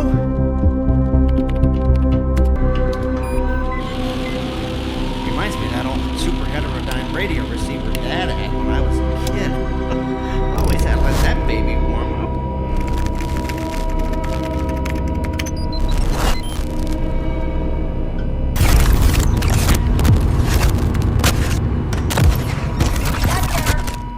Yes, Helen? Come up here. The garbage disposal broke down again. I'm in the middle of something, dearest. I don't care. This is important. Get up here now. All right. Coming.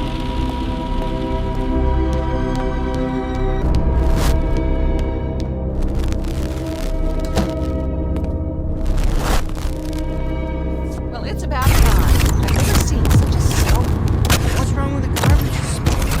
Same as always. Made a funny grinding noise, then stopped. Did you throw any silverware down there? Of course not. What do you think I am, an idiot? Well, no, dear. I'm just trying to isolate the problem. Well, you're the one who wants to be an engineer for the rest of his life, so stop isolating and start engineering a way to repair this thing. I'm going to go down and throw some clothes in the washer. You let me know when the disposal's fixed. All right.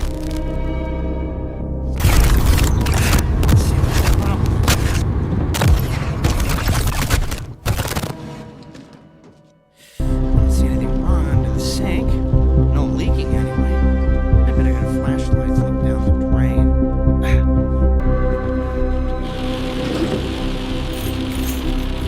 Where'd I put that thing?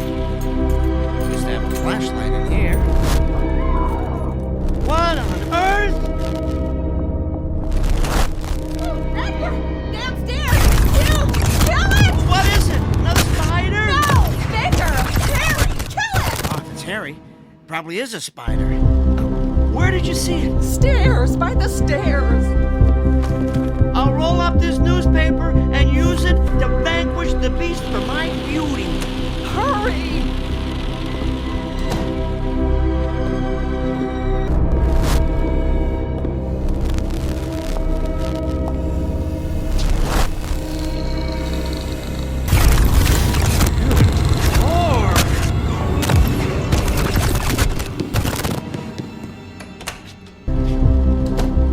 Oh, did you see it? I saw it. How big would you say it is? 3 feet high, maybe? About 4 feet long? Oh, what do you think? I think I need a bigger newspaper. No, you dolt! What do you think it is? I don't know. Where did it come from? I don't know. Oh, it moves so fast. I know. It looks like it has about 30 legs. Little ones that let it glide along like a millipede. A really big millipede. Oh, you have to kill it. Well, maybe we should call animal control. That's not an animal. It's a monster. Well, all the more reason to call in a professional. Oh, Edgar, be a man for once. Go down and kill it. What? I don't know. You're the man of the house. Find a weapon. Gather up the thimbleful of testosterone you've got and go kill that thing in our basement. All right. I'll take this broom. Whatever. Just get down. Here goes. I'm going to close this door behind you. Well, why? So it doesn't try and get up here. Actually, that's a good idea. We don't want to run around the living room. It might try and get out the front door. Yeah, plus, I just shampooed the rug. Great. The door closed. I can't see a thing down here. I hear it. I think I went over by the furnace.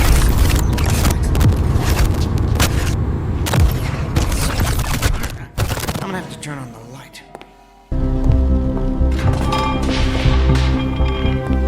As soon as I find it. There. Now, where? Please, do not hurt me. What? Who's talking? I don't see you. I mean you no harm. I hear you, but your voice, it's inside my head. You communicate telepathically, don't you? Yes, please. Do not hurt me with your weapon. Weapon? Oh, this is just a broom. What kind of weapon is that? It's not a weapon. It's for sweeping up. You know, cleaning. Oh, so you're going to clean me? Is this a way of conquering one's opponent? No, I wasn't. Ow, please, do not. I apologize if I frighten you or your companion.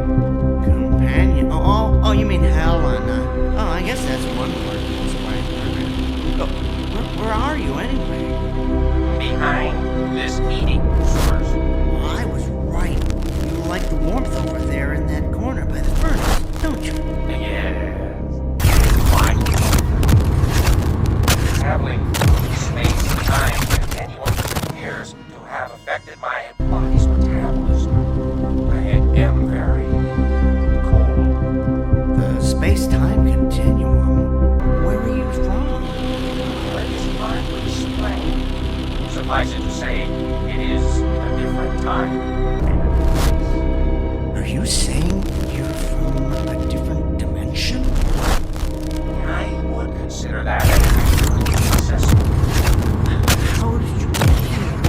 I arrived at your receiving portal. My receiving portal? The teleporter. I left it on when I went upstairs. It must have acted like an open door for anything passing through the space-time continuum. Whoa! It worked! Beyond my wildest dreams, it worked! I knew those adjustments I made would do the trick, although I didn't think it would teleport beings from other dimensions. Whoa! Criminy! I guess I should turn it off, huh? Before this place looks like some kind of interdimensional Grand Central Station.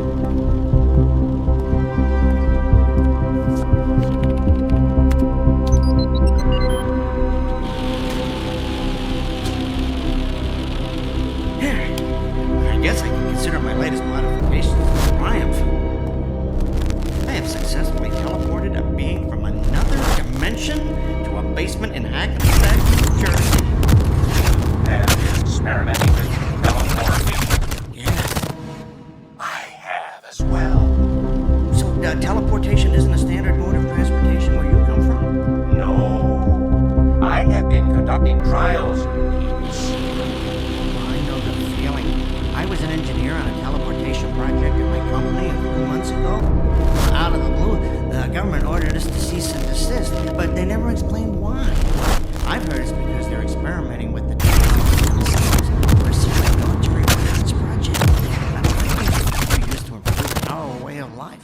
That's why I've been continuing my experiments by myself down here. Where I come from is fear that teleportation would make escape. Escape from what? From a race that recently overthrew our government. They call themselves the Masters. They now hunt down and exterminate members of any race unlike them. That's awful. That's why I take it that where you come from, everyone doesn't look like you? No, the Masters do not look like my race at all. They are quite ugly. Well, sounds like it's a good thing you escaped. I am not convinced that I am in a better situation here. What do you mean? My appearance seems to have alarmed you and your companion. You were coming down here to You have to understand, you look different than anything we've ever seen before. I am considered ugly here. Well, that's hard to say. I haven't actually had a chance to get a good look at you. Why don't you come out from behind the furnace, the heating source? Okay.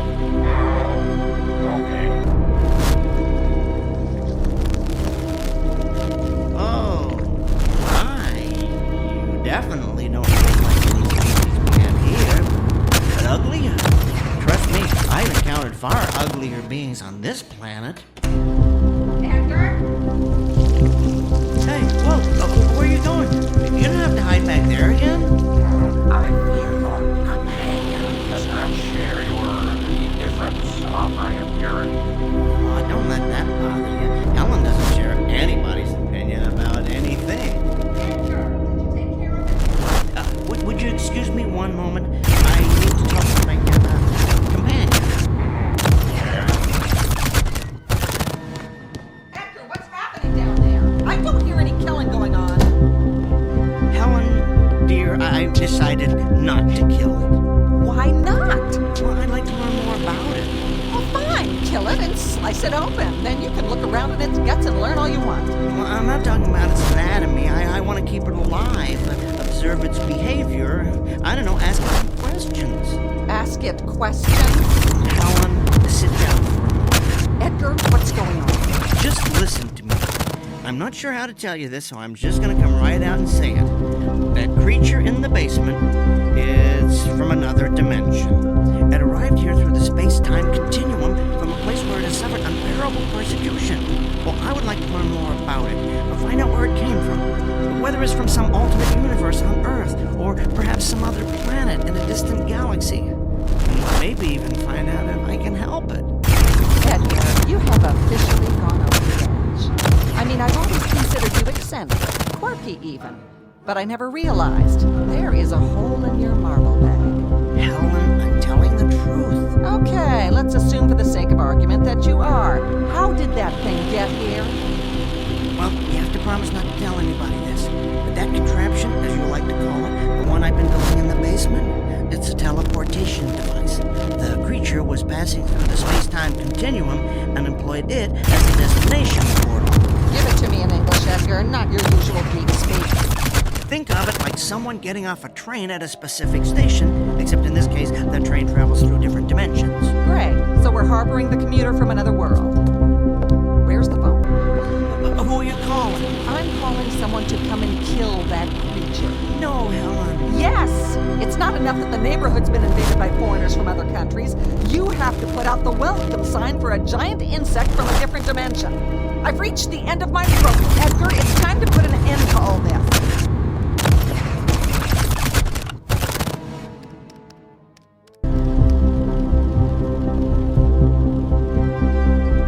Hello, FBI? I'd like to talk to Agent Rick Fielding.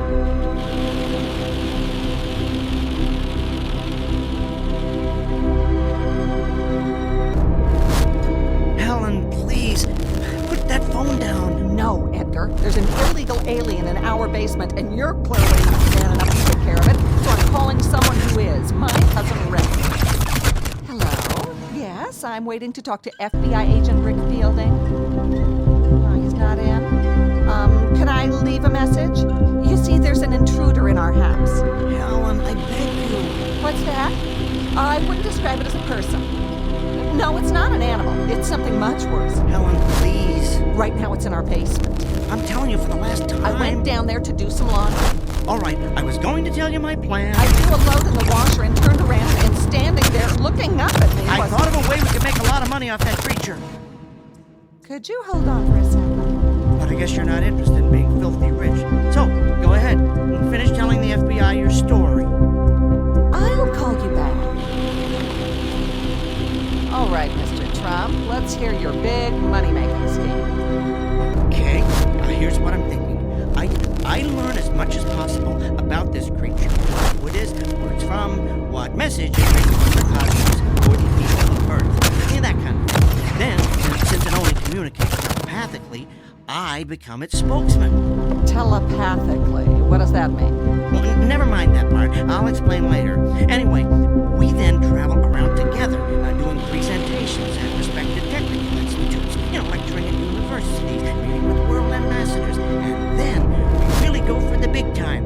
We appear on Oprah. You're telling me that we're going to get rich because you're going to play Colonel Parker as some illegal alien from another dimension? Think of the possibilities. Book deals, a movie franchise, and television. Oh, think of the television we could do, Helen. Tell me the whole country wouldn't tune in to see that creature on Dancing with the Stars. Edgar, for once in your pathetic life, you may actually have a good idea. You think we could make a lot of money off that thing? Millions, Helen. Millions. I'll agree to this little plan of yours, but it better work. I have just one demand. While it's in this house, that beast stays in the basement. I don't ever want to see it up here running around in my clean house with its filthy little insect feet. Do you understand me, Edgar? Of course, it stays in the basement. You won't regret this, Helen. Now, I'd better go back down and learn all I can about it.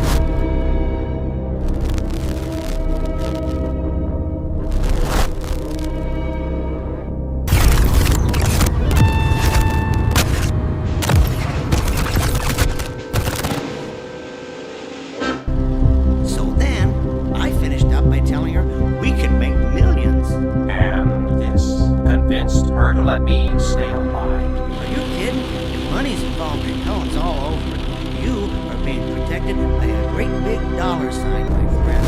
I do not understand all your words, but I comprehend that your plan has saved my life. Thank you. I never thought to ask if you have a name. A name? Yes. What should I call you? Well, I am identified by a specific sequence of sounds. Oh, would you like to hear them? Sure.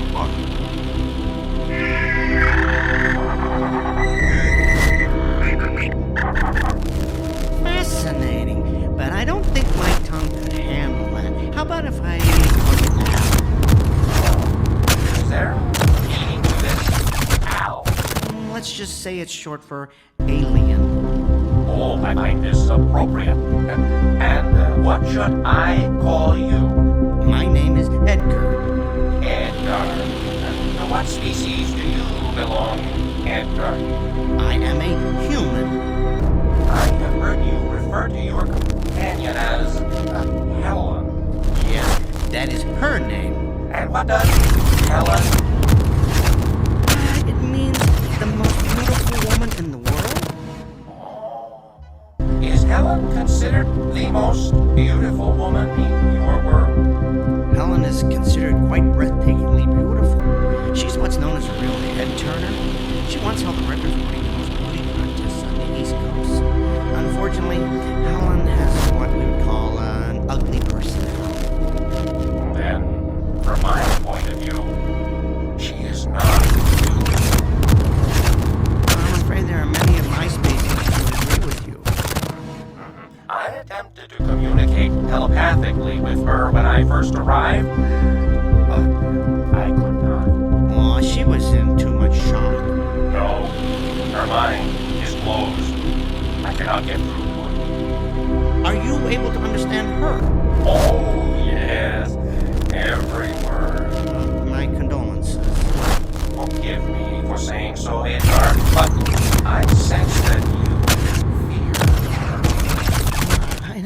anyone this before, but I have some trouble standing up to her.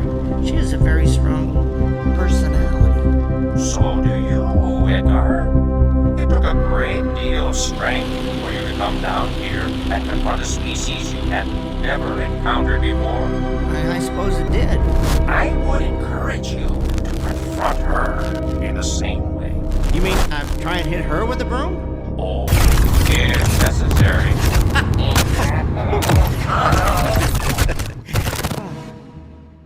Listen, Al, I've been thinking maybe we could share our knowledge of teleportation with each other. You know, sort of combine our brain power and see if we can perfect the process. That is an excellent idea, Edgar. Would you mind taking a look at my teleporter? Maybe you can suggest some improvements. Oh, I have already been examining it. You have come up with quite a impressive design for a human. Thanks, Edgar,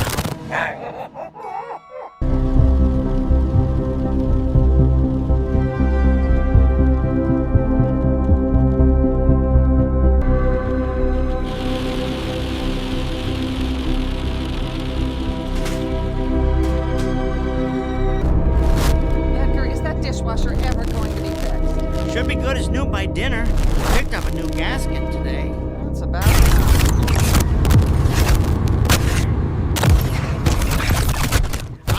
Down to the basement, get a different wrench though. I'll come with you. I need to throw a load of wash in and I don't want to go down there alone. We remember what happened the last time I went down to do the laundry now, don't we? Don't worry, he won't bother you. He likes to stay warm behind the furnace. Good. I don't intend to be a prisoner of the main floor just because you've decided to start taking in intergalactic strays. Whatever. All I know is I haven't come inside the house yet for 3 days that looks like it crawled out of a horror film. Everybody in their place and a place for everybody. That's how it used to be before all the foreigners started moving into our neighborhood. I'll tell you what we need. We need a government that stops turning a blind eye to this cultural invasion. We need to send all these outsiders back to where they came from.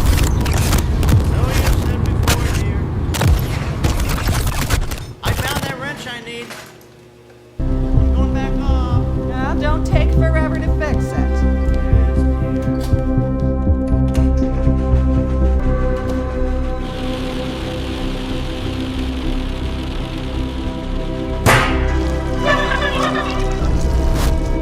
Aw, what's wrong, Quasimodo? Did that scare you? Oh, don't worry. I just accidentally left the washing machine door slammed shut. You've got nothing to worry about. But I'll tell you this.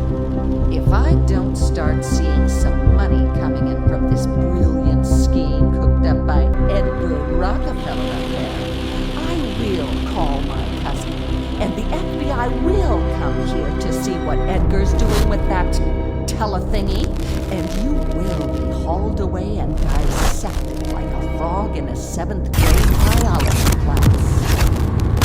You don't fit in. Contributing to the decline of what was once a perfect neighborhood. So you just stay down here in the dark where you belong.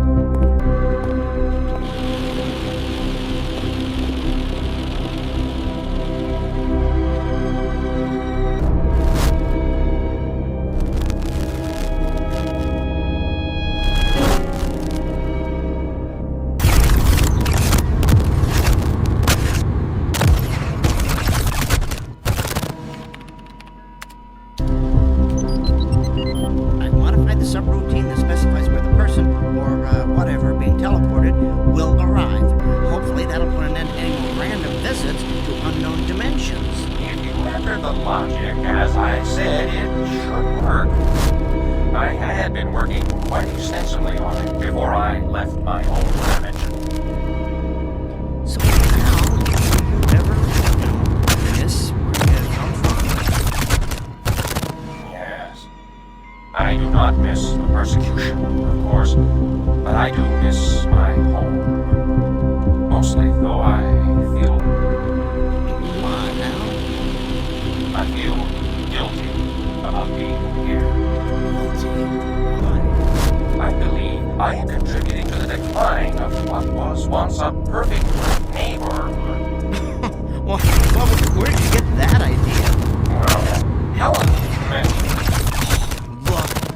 worry about Helen. I'll make certain she doesn't bother you anymore. As far as I'm concerned, you are an honored guest here. Thank you, Edgar. That is very thoughtful. But that is not the only reason I feel guilty. You see, I have left my kind in a place where they endure abuse on a regular basis. It's not right that they suffer, and I do not. Perhaps I have made a mistake escaping from there. You simply displayed a survival instinct, Hal. That's something all living creatures do, no matter where they come from. I understand what you are saying, but I cannot help feeling that I have abandoned my species. I have been thinking that perhaps I should go back. Yes. I would only have two regrets about leaving. One is that I would miss you, Edgar. Oh, thanks, Hal. I miss you, too. What's your other regret? That I did not get to see more of where you live. I have so far only seen this, or what do you call it? Hackensack basement. That's true, isn't it? Okay, Al, you and I are going on a little field trip to the main floor. You can get a look at my world through the living room window. But I thought Helen did not want me on the main floor. Helen's out getting her hair done. She'll never know. Come on, let's go upstairs. Oh, wait a second. Maybe you should wipe your feet first. All of them.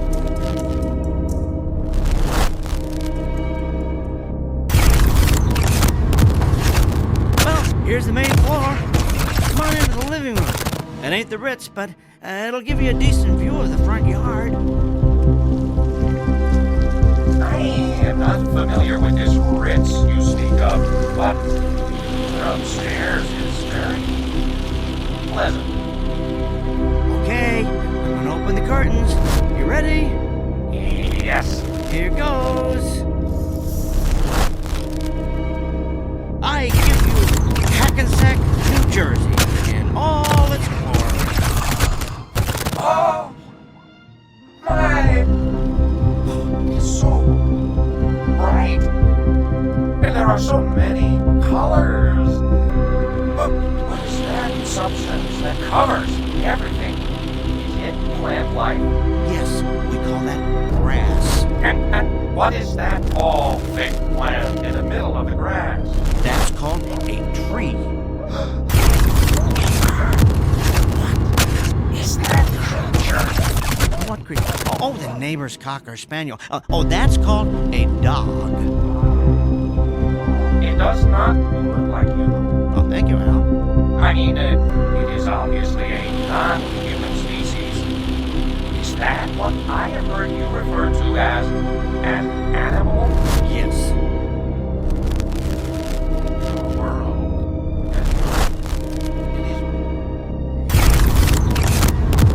This is nothing. You're catching it at the end of winter. You should see it in the spring when all the flowers are blooming. You know, if you stayed here till then, I could show you colors that would dazzle your eyeballs or whatever it is you see with. Oh, what about Helen? Well, Helen isn't always home. I might even be able to smuggle you out of the house in some kind of disguise so you could see beyond Hackensack. I could even show you Newark. Oh, sounds very exotic. Well, besides, at some point, Helen's going to expect us to go on our big press tour. What if she finds out you lied to her about that? Well, I wouldn't say I lied to Helen, just that we had a change of plans. The press tour is sort of postponed, permanently. And Helen need be none the wiser. None the wiser, Helen! What are you doing home? Lorraine had a cancellation, so she did my hair early, but never mind that. What's that monster doing up here? I told you I wanted it to stay in the basement. I wanted to familiarize him with the surroundings. He needs to be accustomed to them when we begin our lecture tour. Save it. I heard your little speech about postponing the lecture tour permanently. You have no intention of making any money off that overgrown bud, and you never did. That's it, Edgar. I'm calling Cousin Rick right now. No, you're not. Give me that phone. Nobody is going to find out about Al. You hear me? Nobody. Al? Isn't that adorable? You've named your little pet. Edgar, I have caused you enough trouble. Tell Helen, I have decided to go back. No, it's okay. What's okay? I have decided I need to go home. You don't have to do that. Do what? But I want to. It is where I belong. Who are you talking to? Al, I mean, the creature. He communicates telepathically, but only with me. I can hear him, but you can't. Oh, how precious. Since you seem to have such intimate contact with alien creatures, why don't you blow in a call to the mothership and tell them to pick up E.T. here? Edgar, I do not wish to cause any more strife between you and your companion. Trust me, it was there long before you arrived. But I have given this a great deal. I do not wish to endure further persecution. I believe it would be more honorable to suffer with my species than to run away. Are you sure about this, Al? Positive. If you're convinced it's what you want. I am. I will go down and prepare to be teleported.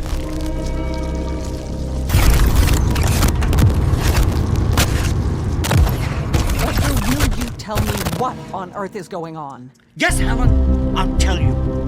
Al has decided to return to his world. Yeah? What's the catch? No catch. He's decided that helping his species is far more important than his own survival. You know what that means? What? It means that in spite of the fact that he comes from a place you've never heard of, grew up in a culture you are completely unfamiliar with, and communicates in a way you could never hope to comprehend, he is a far nobler creature than you will ever be.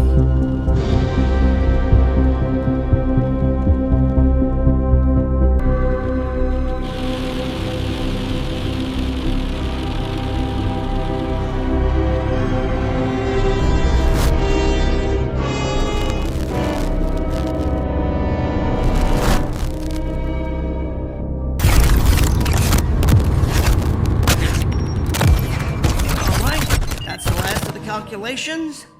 I can't believe I let you fill our basement with all this junk. Alan, what are you doing down here?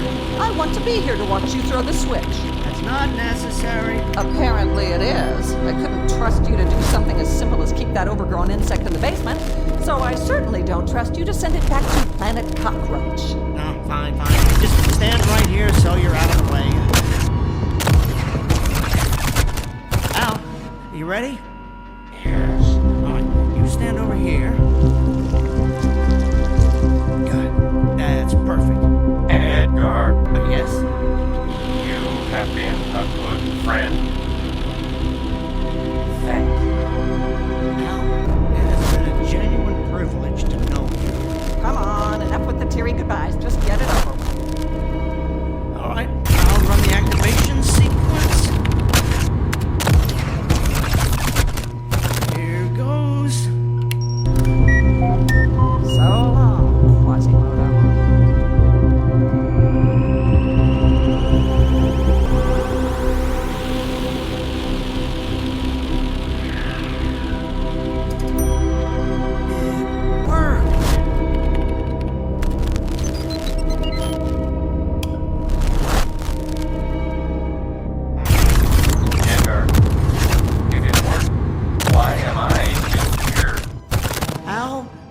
multi-legged friend, I had a change of heart.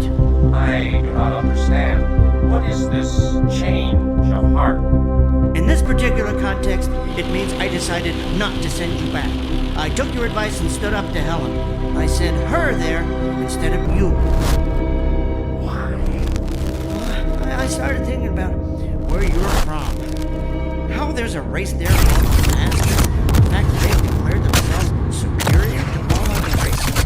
The way they exterminate anyone who's different from them. And I came to the conclusion that Helen would be right at home there. I cannot argue with your logic. Come on, let's recalibrate the teleporter. We need to figure out how to transport an entire species of many-legged creatures to a more compassionate neighborhood.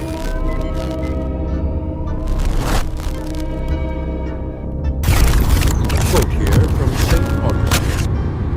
Beauty is indeed a good gift of God, but that the good may not think it a great good, God dispenses it even to the wicked. Case in point, one Helen Peabody, whose husband Edgar has come to the conclusion that a pretty face is not the sole manifestation of beauty.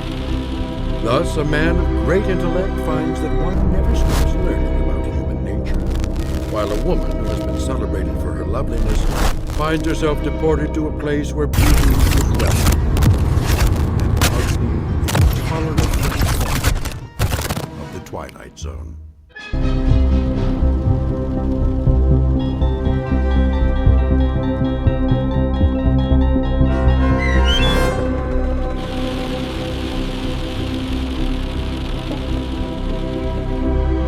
There Goes the Neighborhood, starring Tim Kazurinsky, with Stacy Keach as your narrator, was written for the Twilight Zone by Barry Richardson. Heard in the cast were Meg Felton and Rob.